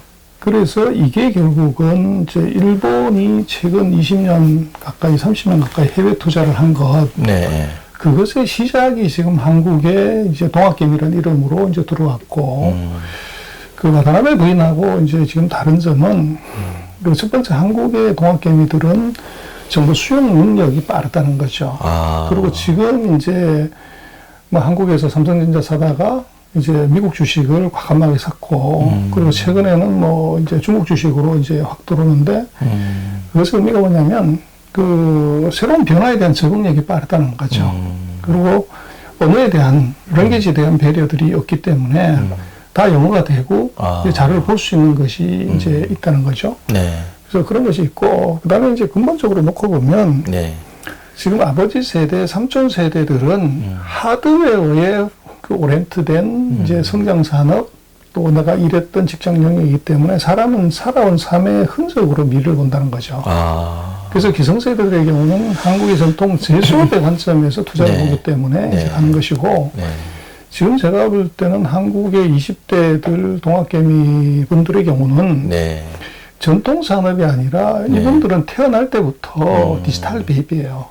뱃속에서의 이제 엄마의 태교 음악도 지금 아버지 삼촌 세대들은 테이프를 들었지만 안 들고 네. 들었지만 예. 이 CD를 듣는 디지털로 시작을 했고 그리고 엄마가 아기가 울었을 때 네. 한 것이 핸드폰을 줬고 아이패드를 줬단 말이에요. 네. 네. 근데 이게 핸드폰이나 아이패드의 라이프 사이클이 과거에 제조업은 30년이었지만 네. 이건 2년이면 팔이 다 뒤집어지는 이런 현상이기 때문에 네. 변화의 적응력이 굉장히 빠르다. 그리고 거기에 이제 삼촌 세대, 아버지 세대, 그 이모 세대는 못했던 언어의 장애, 그 랭귀지 배리어, 네. 그 다음에 이제 해외를 볼 수 있고 해외를 느낄 수 있는 것, 뭐 50대 은퇴해가지고 유럽 관광, 뭐 미국 관광 한번 가본 건데 네. 지금의 10대, 20대들이 뭐 어학연수를 가든 부모님 따라가든 전 세계를 다 가보는 거죠. 그렇죠. 네. 그러다 보니까 제가 볼 때는 정보의 흡수력과 판단력이 굉장히 빠르고 맞습니다. 그리고 이제 산업의 그 수명 주기가 이미 달라진 거죠. 근데 네. 이분들이 투자하는 것이 전통 제조업에 투자하는 게 아니라는 거죠. 자기가 살아왔고 어떻게 보면 느꼈고 보고 있는 것에 이제 포커싱을 해서 하고 있기 때문에 그 제품의 수명 주기가 달라지는 것들을 기성세대는 못 따라하는데 이제 이 사람들이 따라하는 것이고 빠르다는 거죠. 제품도 써보고 페이스북도 그렇죠. 하고 예. 그리고 뭐 제가 좀 다르게 보는 것은 이미 미국에서 틱톡을 이제 저는 관심 있게 보는데 아니 천하의 미국이 뭐 틱톡이라는 15초짜리 동영상 예. 이거 하는 사이트인데 그걸 미국이 못 만드냐 저거 예. 그거 금방 만들죠. 오늘이라도 만들 수가 있는데 그거를 국가 안보를 걸어서 이거를 제재를 한다. 그래서 이게 뭐를 의미하냐 그러면 저는 인터넷이나 모바일도 이게 세대 교체가 이미 있다. 30대 중반에 미국의 CEO는 생각을 하는데 이 40대, 50대를 넘어가는 지금 미국의 그 인터넷 모바일의 그 CEO들, 네. 이 사람들은 이미 이제 트렌드를 놓고 봤을 때, 이 플랫폼 사업에서는 이미 올드 이제 제너레이션이 됐다는 거죠. 그래서 그렇게 놓고 보면 세상은 바꾸는 사람은 10대하고 20대가 세상을 바꾼다는 거죠. 30대는 이제 따라가고 40대, 50대는 이제 안 바뀌었으면 좋겠다는 거고.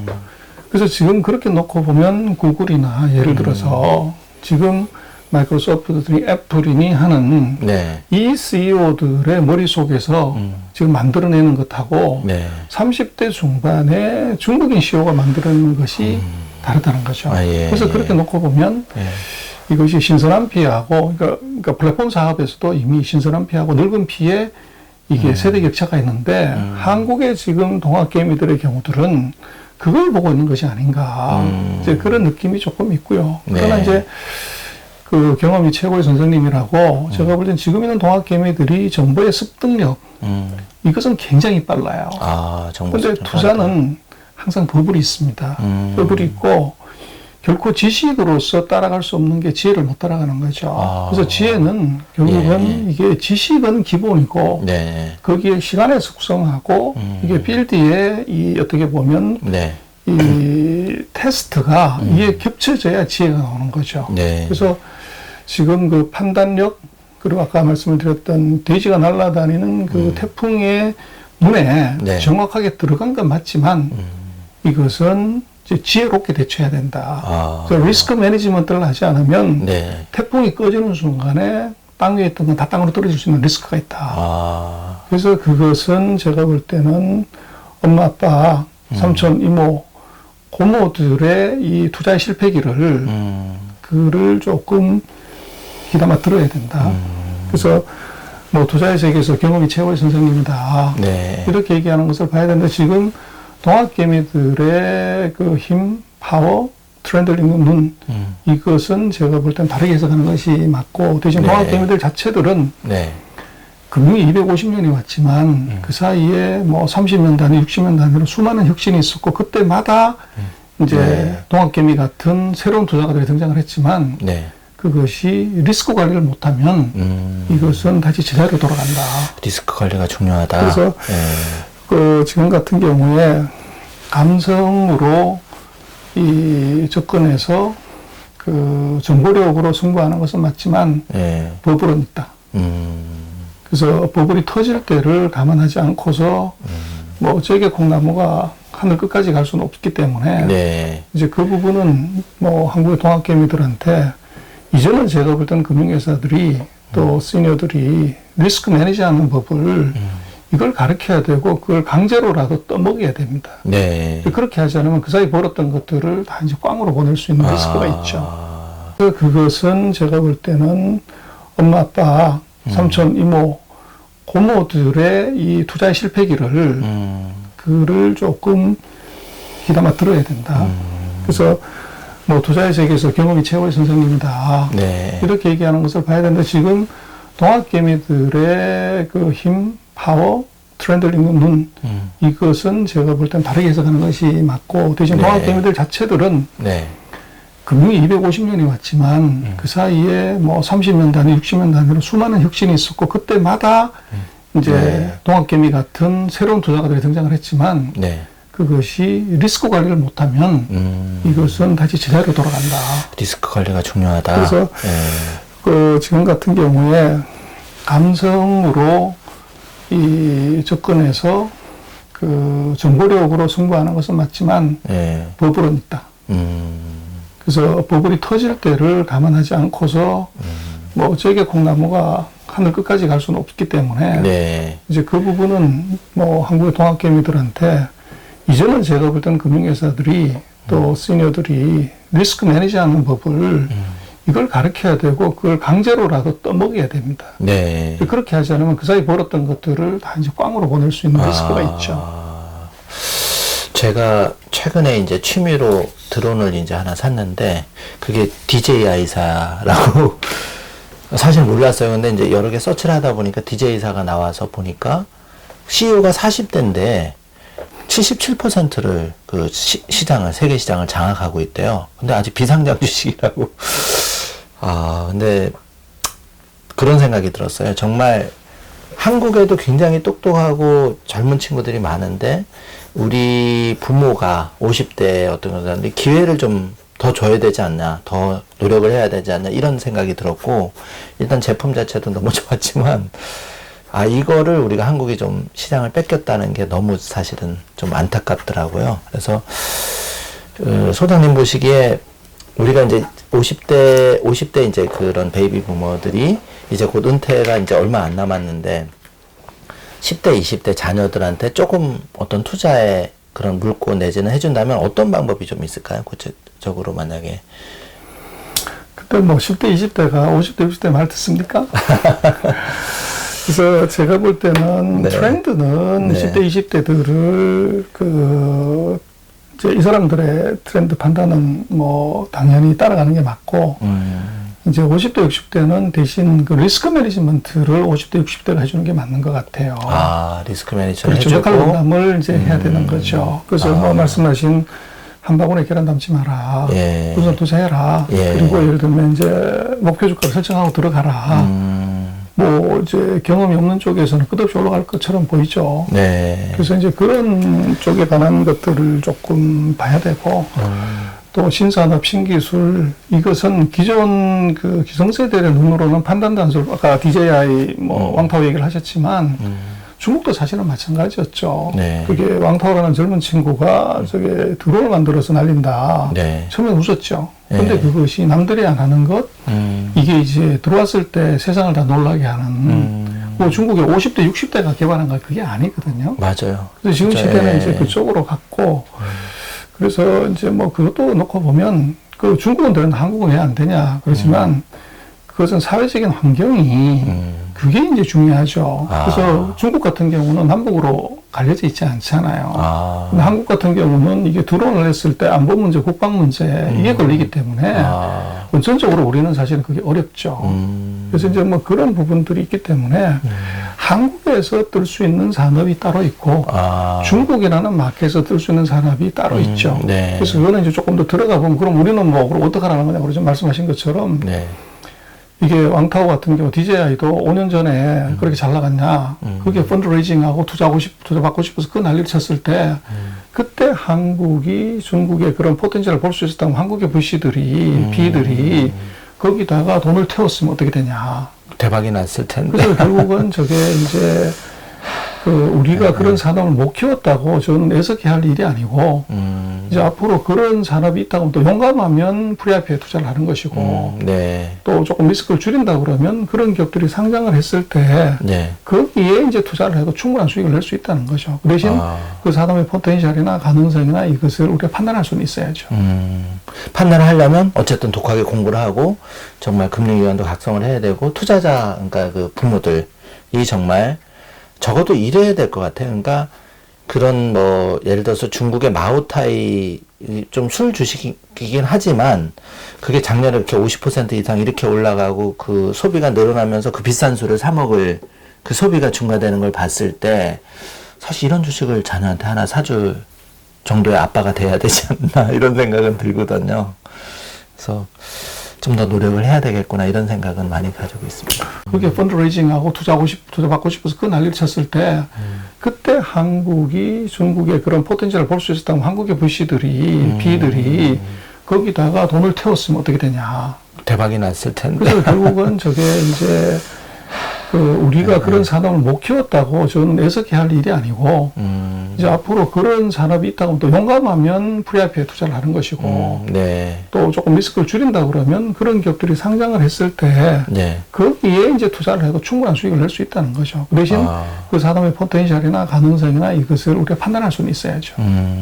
판단을 하려면 어쨌든 독하게 공부를 하고 정말 금융기관도 각성을 해야 되고 투자자 그러니까 그 부모들이 정말 적어도 이래야 될 것 같아요. 그러니까 그런 뭐 예를 들어서 중국의 마오타이 좀 술 주식이긴 하지만 그게 작년에 이렇게 50% 이상 이렇게 올라가고 그 소비가 늘어나면서 그 비싼 술을 사 먹을 그 소비가 증가되는 걸 봤을 때 사실 이런 주식을 자녀한테 하나 사줄 정도의 아빠가 돼야 되지 않나 이런 생각은 들거든요. 그래서 좀 더 노력을 해야 되겠구나 이런 생각은 많이 가지고 있습니다. 그래서 뭐 이제 그것도 보는 관점이 있어. 근데 마오타이가 이게 작년에만 있었고 뭐 금년에만 있었는데 그게 아니라고요. 옛날부터 이제 있어 왔는데. 그렇죠. 2000년 동안 있어 온 백주인데 이게 왜 그러고 뭐 이게 2001년에도 있었고 2010년에도 있었고 2015년에도 있었는데 이게 왜 2018년, 2019년에 폭등을 했냐는 것은 외국인이 들어가서 올린 거죠. 아, 외국인이 산 거. 그거는 그렇죠. 제가 처음 듣는 얘기입니다. 외국인이 그렇게 투자를 했다는 게. 그래서 이제 그게 결국은 중국인들 입장에서는 매일 먹는 마오타이 그렇게 봤지만 결국 관점을 달리하고 새로운 세력이 다르게 평가하는 거죠. 그래서 그것은 이 마오타이 같은 경우에 결국은 외국인이 놓고 보면 예전에 아마 기억하시겠지만 한국에서 성창산업, 뭐 목재, 가구 회사들 주가가 외국인한테 시장 개방을 우리가 폭등한 적이 있어요. 그 폭등한 이유가 뭐냐면 이런 목재 회사들, 제지 회사들이 강원도에, 경상도에, 충청도에 거기에 이제 목재를 재배하기 위한 이 산지가 몇십만 평, 몇백만 평이 있었던 거죠. 근데 그것이 우리는 뭐 그냥 그 나무 키우는 동네라고 이렇게 생각했지만 외국인들 눈에는 그게 평당 100원, 200원, 300원 하던 것이 지금 저걸 마켓 밸류로 계산해 보면 평당 10,000원 간다. 그렇게 계산을 하니까 이 어셋 밸류가 이게 10배, 20배가 더 커졌다는 거죠. 그래서 PBR 투자를 하면서 그런 이제 제지회사들, 목재회사들의 주가들을 폭등시킨 적이 있는데 한국인의 시각으로 보면 안 맞지만 외국인의 시각은 그렇게 본 거죠. 그래서 지금 마오타이 같은 경우도 똑같은 것이 제가 볼 때는 그 외국인들의 입장에서는 이것을 코카콜라로 본 거죠. 코카콜라는 누구나 먹고 싶은 미국인이 먹고 싶은 건데 문제는 마오타이는 중국의 사람들이 다 먹고 싶어하는 술이지만 비싸서 못 먹는 술. 근데 이 코카콜라는 3억 2천만 명이 이제 먹는 음료수고 이것은 14억 인구 중에서 성인 인구로 쳤을 때 예를 들어서 뭐 4인 가족이라고 치면은 뭐 한 5억에서 6억 명이 이제 이게 이 먹고 싶어 하는 술인데 보급률이 얼마냐? 코카콜라는 100%인데 이것은 뭐 마오타이 한 병에 뭐 30만 원, 40만 원 하기 때문에 이거는 보급률이 이게 10%도 안 되는 거죠. 그렇다 그러면 앞으로 90%의 이 성장을 할 수 있는 돈 있다면 다 사가고 싶어 하는 거니까. 우리가 예를 들면 바렌타인 30년을 먹고 싶다. 이제 그런 관점으로 놓고 보면 마켓 포텐셜이 굉장히 크다. 이렇게 이제 볼 수가 있는 거고. 또 하나는 이제 마오타이 자체를 놓고 보면 최근 2년 동안에 전 세계가 다가 금융이 굉장히 캐시플로우 때문에 문제가 생겼었어요. 근데 마오타이는 중국에서 현금하고 똑같습니다. 그래서 그 정도로. 그 중국의 어떤 이제 시진핑이 집권하고 나서 그 군부의 부패를 이제 그 단속을 하다가 어떤 장성을 이제 부패 혐의로 잡았는데 이 집에서 마오타이가 10,000병이 나온 거예요. 30년짜리가. 그래서 이제 시진핑 주석이 대노한 거죠. 야, 니들은 전쟁을 술로 하냐. 그래서 인민해방군 300만 명한테서 금주령을 내려버린 겁니다. 그래서 마오타이라는 게 인민해방군이 가장 많이 마시는 이제 모택동이 이게 이제 즐겨 마셨던 술 이렇게 해가지고 이게 국가의 명주로 된 기 때문에 근데 최대 수요자인 이 군대가 금주령을 내리니까 가격이 폭락을 해버렸던 거죠.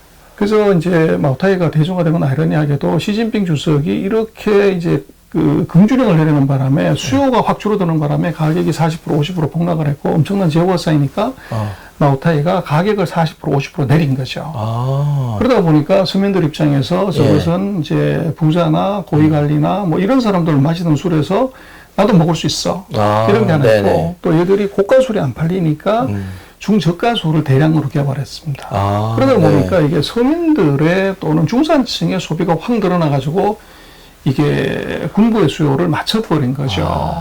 그게 이제 마오타이가 상승한 이유인데, 그보다 더 제가 볼 때는 깊이 봐야 되는 것은, 마오타이는 지금도 그랬고 현찰박치기를 해야 돼요.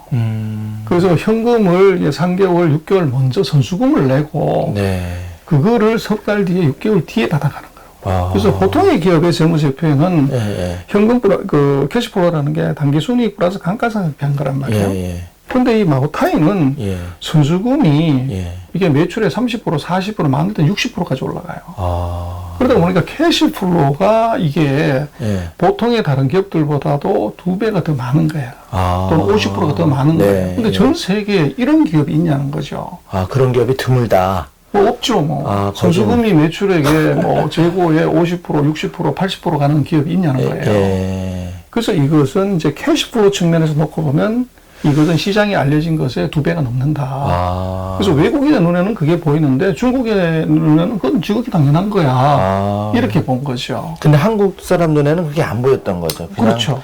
장막이 쳐져 있으니까. 그렇죠. 예. 그 이제 중국의 그 재무제표를 깊이 들여다보면 네. 그것이 보여지고, 이것이 가격의 대폭락은 이 군부의 부패 문제에서 금주령에서 이게 시작을 한 거죠.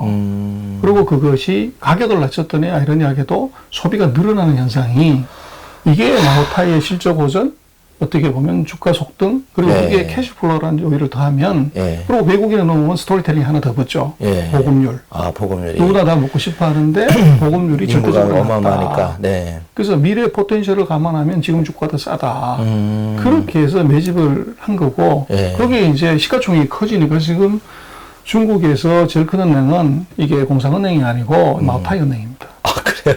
마오타이 시가총액이 중국에서 제일 큰 공상은행을 이미 추월을 했죠. 아. 그래서 마오타이가 사실 현찰하고 똑같으니까. 아까도 아. 말씀드렸지만 왜 군인이, 장군이 술을 만병을 받았냐고 그러면 술을 받으면 이건 뇌물이 아니죠, 뭐. 아, 그렇죠. 이거는 마시는 거예요. 그렇죠. 예, 근데 맞아요. 마오타이 자체가 이게 30년짜리 하나가 2,600위안, 3,000위안이니까 예. 50만 원이라는 거죠. 그러면 이게 마오타이 만병이면 50억이에요. 아, 그러네요. 그래서 캐시하고 같다는 겁니다. 예, 예. 이제 그런 것들을 우리가 이제 이해를 못 하는 거죠. 아, 정말 그 소장님 너무 값진 게 이런 전망이나 그거를 제가 들어본 적이 사실 없어요. 뭐 개인로서 못 봤을 수도 있는데, 금융기관이나 주식에서 이렇게 그 분석을 깊이 있는 분석을 해야 된다. 그러면 왜 외국인 자금이 그렇게 쏠려 있는지를 이해하게 돼서, 야, 정말 그 새로운 눈을 가지게 되는 것 같습니다.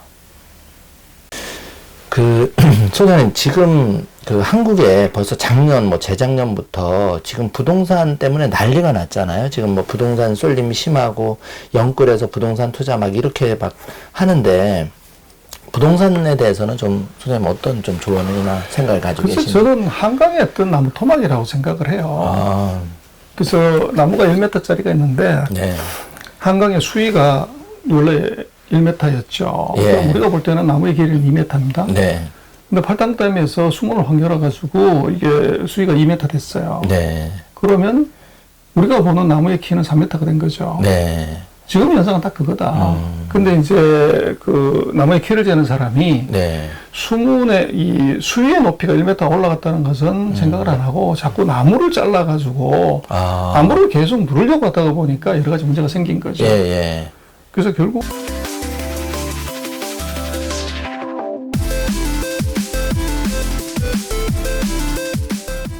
네. 그 유동성의 문제를 이것을 팔당댐에 수문을 닫으면 어떻게 되냐. 이제 이게 문제가 되죠. 네. 그리고 정말로 이제 냉정하게 보면 네. 집값이 떨어지면 무슨 문제가 생기냐. 집값이 떨어지면 금융기관에 대거 부실이 나오죠. 부실 나오고 담보 회수해야 되고 그렇죠. 하니까 문제가 바로 그리고 발생하죠. 웰스 이펙트 어떻게 할 거냐. 뭐 주가 떨어지는 게 문제가 아니라 집값 떨어지면. 이건 단위가 완전 달아버리니까. 그렇죠. 예, 예. 그래서 사실은 이제 뭐 정부가 뭐 중국도 사실은 마찬가지였고, 근데 원하는 것은 현 상태를 유지하고 소비자 물가 지수만큼만 올라가게끔 하는 것이 이게 맞고, 예. 또 뭐 다 주식하고 똑같지만 부동산도 그렇게 지금 사고 싶어 하고 뭐 연끌을 하든 뭘 하든 하는데 떨어지면 개미 한 마리 없죠. 완전히 뭐. 그렇게 되면 이것이 신규 주택 자체가 이제 없어지는 현상이 생긴다고요. 그래서 제가 볼 때는 뭐 정치적으로 접근하거나 감정적으로 접근하기보다는 네. 이것은 이게 수문 조절을 잘하고 그리고 이제 나무의 토막의 길이를 늘리든 줄이든 해야지 이것이 나무의 토막 길이가 아니라 이 수문 자체가 2배가 올라온 거를 이걸 나무를 갖고 자르거나 늘려버리면은 그렇죠. 이것은 실제적으로 예. 근본을 이걸 손상시키는 것이고 언젠가는 이게 그 수문을 닫아야 되는 일이 벌어졌을 때 예. 그 후유증을 과연 예. 감당할 수가 있냐. 그렇죠. 그렇게 놓고 보면 이제 뭐 중국에 그런 말이 있죠. 그 나라를 다스리는 것. 뭐 지금 부동산 문제는 거의 국가적인 일이 됐는데 네. 이게 나라를 다스리는 것은 작은 생선 굽듯이 해야 된다. 그래서 조그만한 생선이 안 익었다고 이렇게 뒤적뒤적 자꾸 하면은 살이 다 물로 떨어져 버리고 뼈만 남는 거죠. 네네. 그래서 그 얘기는 뭐냐 그러면 세심하고 조심스럽게 그리고 신중하게 해라. 그리고 시간의 숙성을 충분히 가지고서 하라는 거죠. 예. 근데 그거를 뭐 20몇 번 뒤집어 버리면 어떻게 되냐. 먹을 게 그러면 모두. 그렇죠. 네, 다 떨어져 그래서 버리고. 그 리스크를 이제 네. 좀 생각을 할 때고 제가 볼 때는 뭐 과도한 그 언어의 유인이나 말폭탄이나 지금 우리가 그렇게 할 때는 아닌 것 같아요. 맞아요. 이게 소장님 말씀에 정말 100% 공감하는 게 저금리가 되면서 유동성은 엄청나게 풀려 있는데 한국 분야 근데 그게 결국은 올바른 투자 정보가 없다 보니까 결국은 부동산이만 눈에 보였고 그러다 보니까 좀 많이 쏠리지 않았나 이제 이런 생각을 좀 해보는 거고 그래서 좀 막차 뭐 이런 너무 그런 생각하지 마시고 조금 투자의 관점을 좀 다변화시켜 볼 필요는 저는 있다고 개인적으로 생각하고 있습니다, 소장님.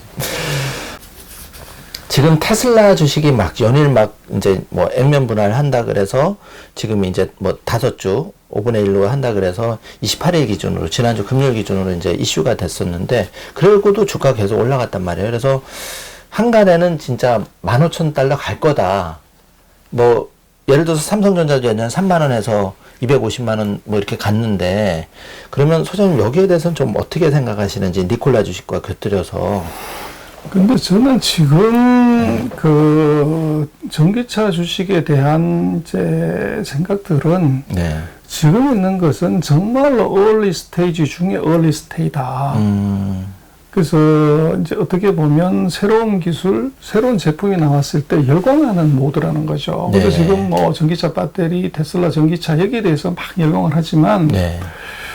이건 정말로 초기 단계에 뭔지 잘 모를 때 사람들의 열광, 이제 이걸로 일단은 봐야 되는데, 지금 자동차가 한 9천만 대 전 세계적으로 팔리고, 작년에 전 세계에서 팔린 자동차가 227만 대예요. 아. 그리고 최대 시장이라고 하는 중국이 한 120만 대 정도 팔렸어요. 예, 반 이상. 거기에 지금 테슬라가 있고, 비아디가 있고, 예. 뭐 이제 여러 개가, 니콜라가 있고, 뭐가 있는 거죠. 예. 그래서 근데 문제는 예. 지금 이제 테슬라 같은 경우가 예. 이게 포드 자동차하고 같이 비교를 해보면 설립 연도가 100년이 차이가 나요. 아. 그리고 최근 10년간을 놓고 보면 이게 포드 자동차는 시총이 40% 짜부라들었고 이게 테슬라는 33배 올라갔죠. 네. 그리고 지금 시총으로 놓고 보면 테슬라가 포드의 4배가 돼요. 8배가 돼요. 아. 7배, 6.7배가 되는데 예. 그래서 제가 볼 때는 지금 전기차나 또는 이제 전기차에 들어간 배터리에 관한 것은 결국은 이것이 자동차를 대체한다고 하면 9천만 분에 이게 227만 대예요. 아. 그래서 그렇게 놓고 보면 early stage에 예. 이게 early adapter 정도가 사는 것에 예. 이것은 이게 사이즈는 작은데 수요가 많다는 거죠. 예. 그러다 보니까 과도하게 잡아당기는 예. 그래서 새로운 것이 나왔을 때 사람들의 호기심, 신비로움, 꿈, 드림이 반영이 된 것이기 때문에 네. 저것은 지금 있는 전 앞으로 이게 227만 대가 아니라 500만 대, 2천만 대가 되면 네. 월드마켓이 예. 그러면 테슬라 같은 회사가 네. 이게 10개가 더 나올 수 있는 거죠. 아. 그래서 제가 볼 때는 지금 테슬라는 소위 말하는 퍼스트 러너 메리트 1등의 이 어떻게 보면 스포트라이트 네. 이걸 지금 받고 있는데 테슬라가 정말로 앞으로도 이게 계속적으로 1등 할 수 있는 거냐? 네. 227만 대에서 1등이지 이게 2천만 대까지도 갈 수 있냐는 것은 이건 별개 문제인 것 같아요. 그래서 지금 이거를 아까도 말씀을 드렸지만 타이밍의 예술에서 반드시 펀더멘탈을 보는 네. 종합을 봐야지 미술만 보면 안 된다. 차트로만 테크놀로지 테크니컬만 놓고 보면 이게 33배 올라갔는데 네. 개미들이 로빈 후터들이 이게 더 붙어가지고 더 올라갈 거냐 말 거냐를 자꾸 얘기하는 것은 의미가 없다. 지금 그것이 두렵다고 하면 227만 대가 2천만 대 될 때까지 새로운 테슬라가 나오는 것을 그걸 겨냥해도 늦지가 않고 네.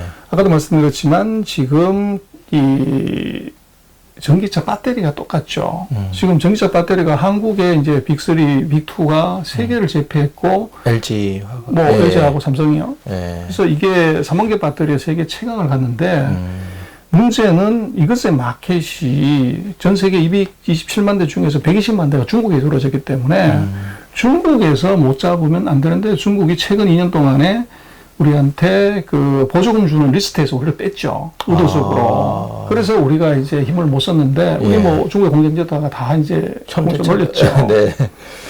그래서 이제 그렇게 놓고 보면, 네. 그 사이에 무슨 일이 벌어졌냐면 중국의 CATL이라는 전기차 배터리 회사가 있어요. 예. 근데 이 회사가 3년 전만 해도 우리하고는 도저히 경쟁이 될 수 있는 회사가 아니에요. 우리가 3만 개 배터리 하는데 얘들은 뭐 인산철, 이제 정말 레거시 버전의 전기차 배터리를 만들었죠. 근데 불과 2년 만에 지금 뭐 분기 기준으로 보면 세계 1등을 한다고요.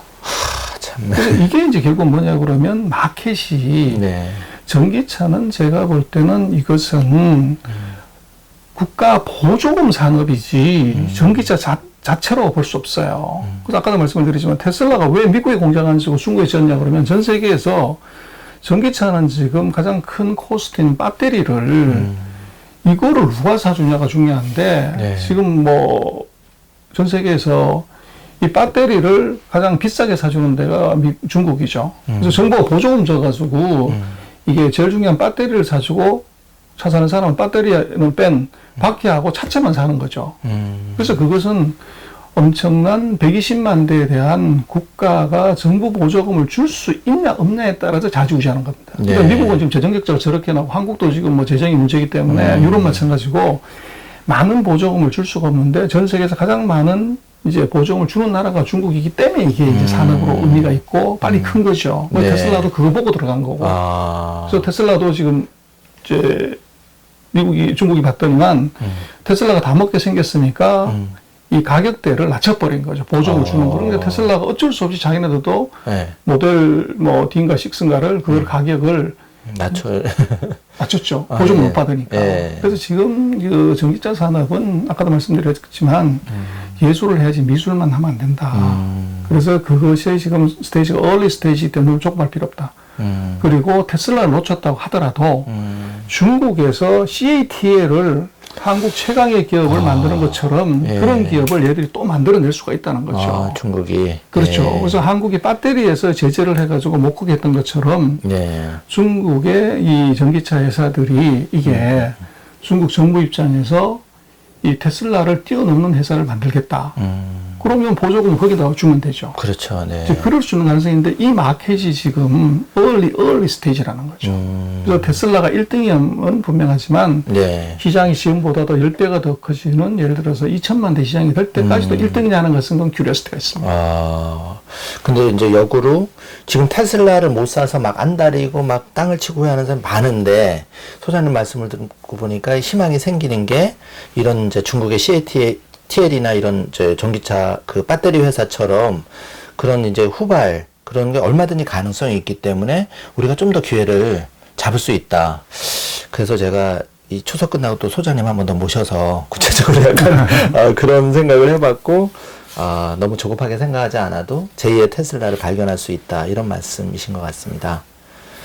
지금 미국에서 제일 잘 나가는 제조기업 하나를 꼽으라 그러면 테슬라를 꼽겠죠. 근데 테슬라가 트럼프 대통령이 그렇게 얘기를 하는데도 불구하고 미국에다 공장 지면 세금 다 깎아주고 우대 조치도 하고 한다고 그러는데 전 세계에서 제일 큰 전기차 공장을 샹하이에 지었어요. 아. 그러면 이 테슬라 앨런 머스크는 네. 바본인가요?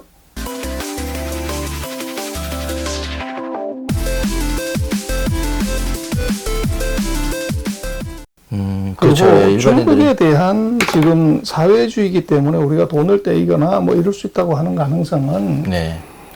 그건 이렇게 보면 되죠. 예. 한국의 삼성, LG, 현대, 네. 전 세계 포춘 500대 기업들이 안 네. 들어가 있는 기업이 없어요, 중국에. 예. 그러면 이 전 세계 포춘 500대 기업들은 바본가 이렇게 이제 반문해 볼 수가 있죠. 네. 그래서 제가 볼 때는 한국의 이제 투자가들이 생각하는 사회주의 때문에 이게 문제가 있다고 하는 것은 포춘 500대 기업, 우리 삼성, LG, 현대가 중국 본사를 폐쇄하고 한국으로 철수할 때 그때 이게 그 네. 문제가 생기는 것이고 네. 지금 그러면 이게 우리 삼성이 시안에다 반도체 공장을 더 지었잖아요. LG가 우리 파주에다 공장을 안 짓고 저 광동성에다가 공장을 더 지었다고요. 네. 그럼 이거 어떻게 볼래?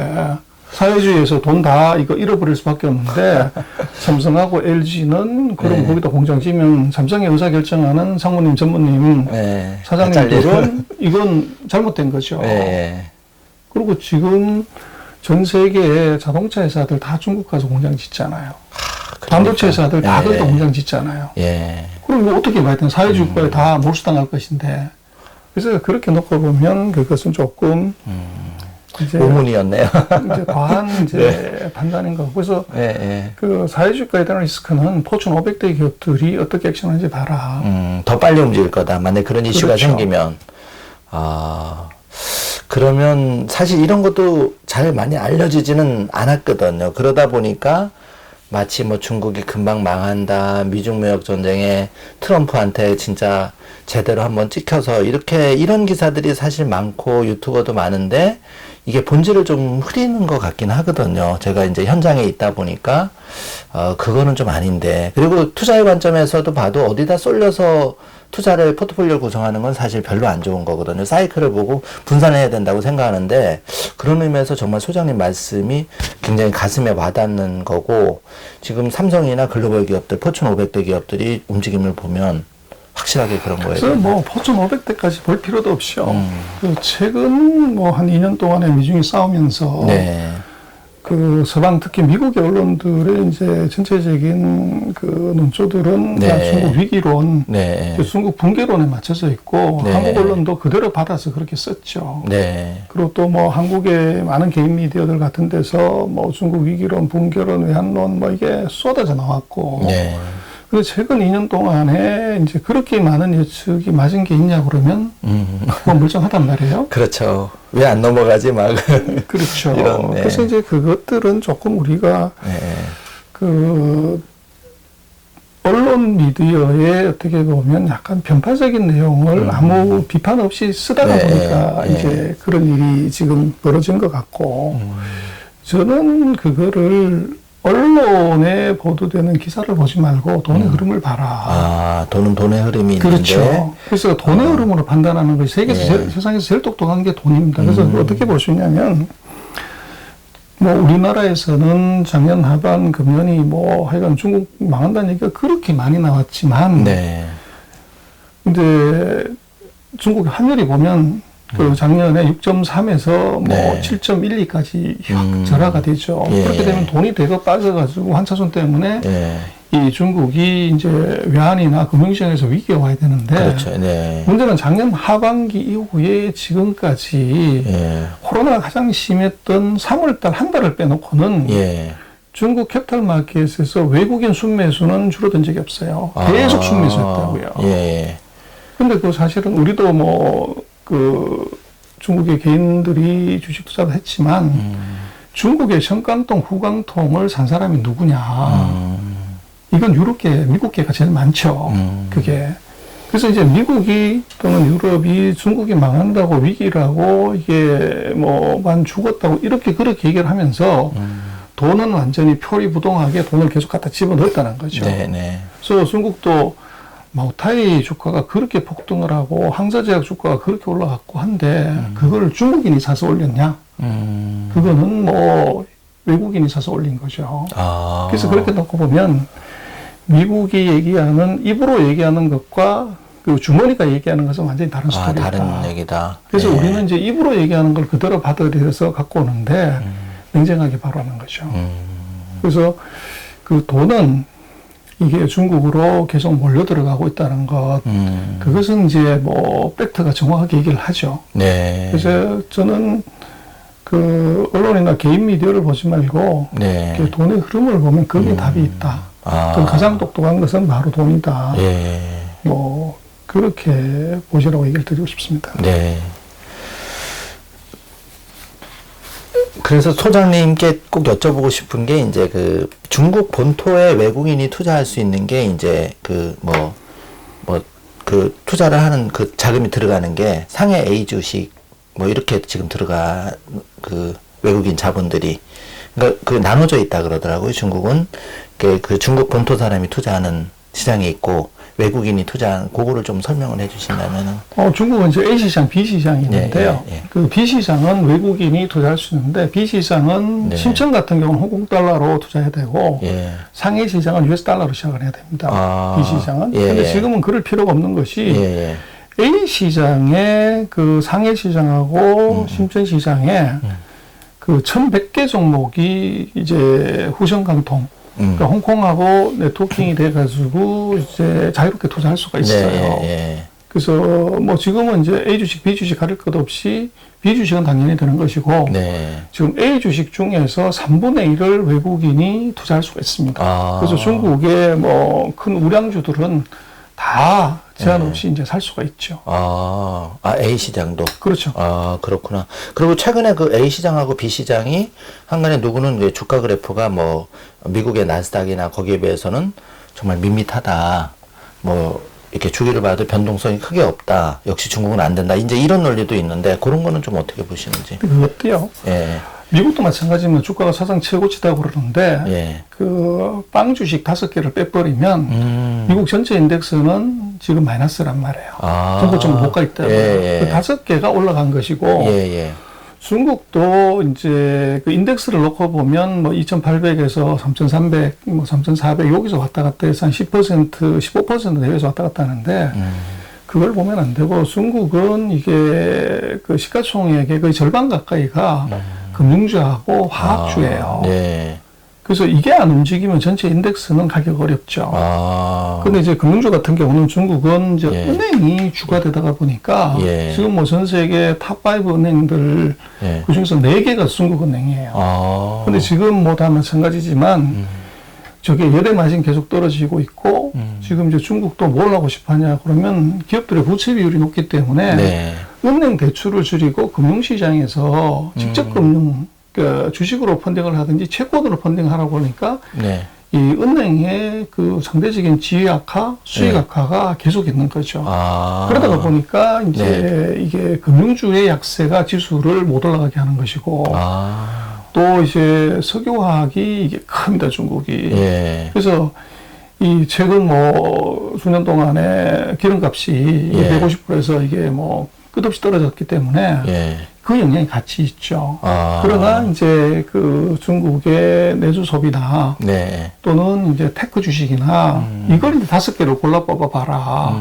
그러면 중국 뭐 한국 사업들이 많이 하셨던 항서제약이나 무슨 뭐 마오타이나 이런 회사들의 주가들은 이건 뭐 몇백 올라간 거죠. 작년에도 마오타이는 엄청 올랐다고요. 그래서 그거를 이제 그 미국도 보면 빵 주식, 테크 주식 5개, 6개를 골라가지고 사면은 이게 엄청나게 올라갔지만 중국도 마찬가지로 테크하고 소비주를 5개만 골라서 보면 미국보다도 2-3배가 더 올라간 거죠.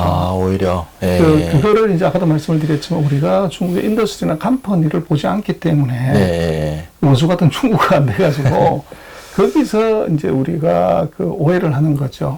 미국 시장은, 중국 시장은 안 된다. 그래서 그거는 중국은 이제 마켓 전체를 따라가는 인덱스는 아까 말씀을 드렸지만 펀드는 그게 금융주하고 화학주의 비중이 크기 때문에 기름값이 올라가고 금융시장 전체적인 것이 다시 대출 위주로 가게 된다 그러면 중국 인덱스는 세게 올라가지만 그게 아니라고 하면 이것은 이 그 2개를 제외한 나머지 섹터하고 종목에서 봐야지 전체를 보면은 그것은 큰 점이 없다.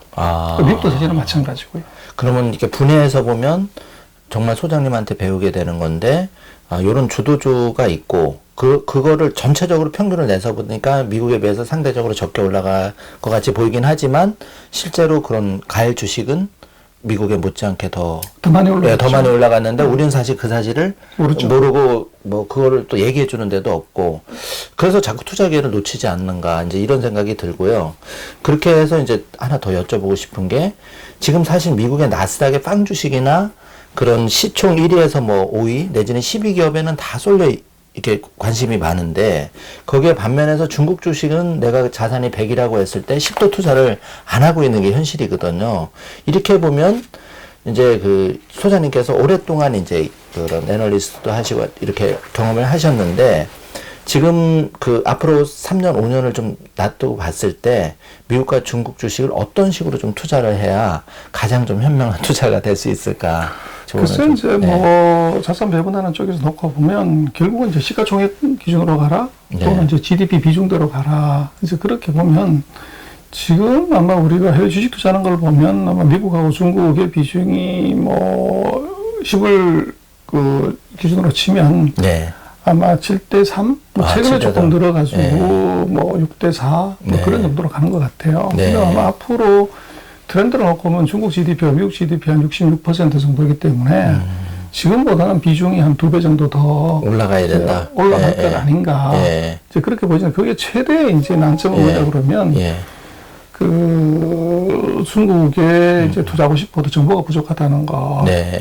그래서 이제 산업하고 기업에 관한 정보들이 금융기관들이 더 많이 제공하고 또 투자가들도 그걸 조금 더 많이 공부하게 되면 아마 지금 사고 싶은데 이게 그 원수 같은 중국어가 안 돼서 흰 것은 종이고 까만 건 글씨다 보니까 이제 이런 일이 벌어지는 거죠. 그러나 뭐 트렌드를 놓고 보면 뭐 지금 미국 비중 대비해서 중국 비중은 너무 낮다. 그리고 그것은 이제 뭐 시간이 더 흘러야 되겠지만 이 돈이 된다고 그러면 이제 정보에 대한 투자가 늘게 되겠죠. 그러면 뭐 추세적으로 보면 중국 익스포저를 더 높이는 것이 아마 포트폴리오 관리 차원에서 더 맞는 거 아닌가 싶습니다. 네, 정말 그 좋은 말씀이십니다. 그러니까 좀 쏠림 현상을 좀 이제 줄이고 조금은 균형 있게 해야 되고, 그런 말씀이신 걸로.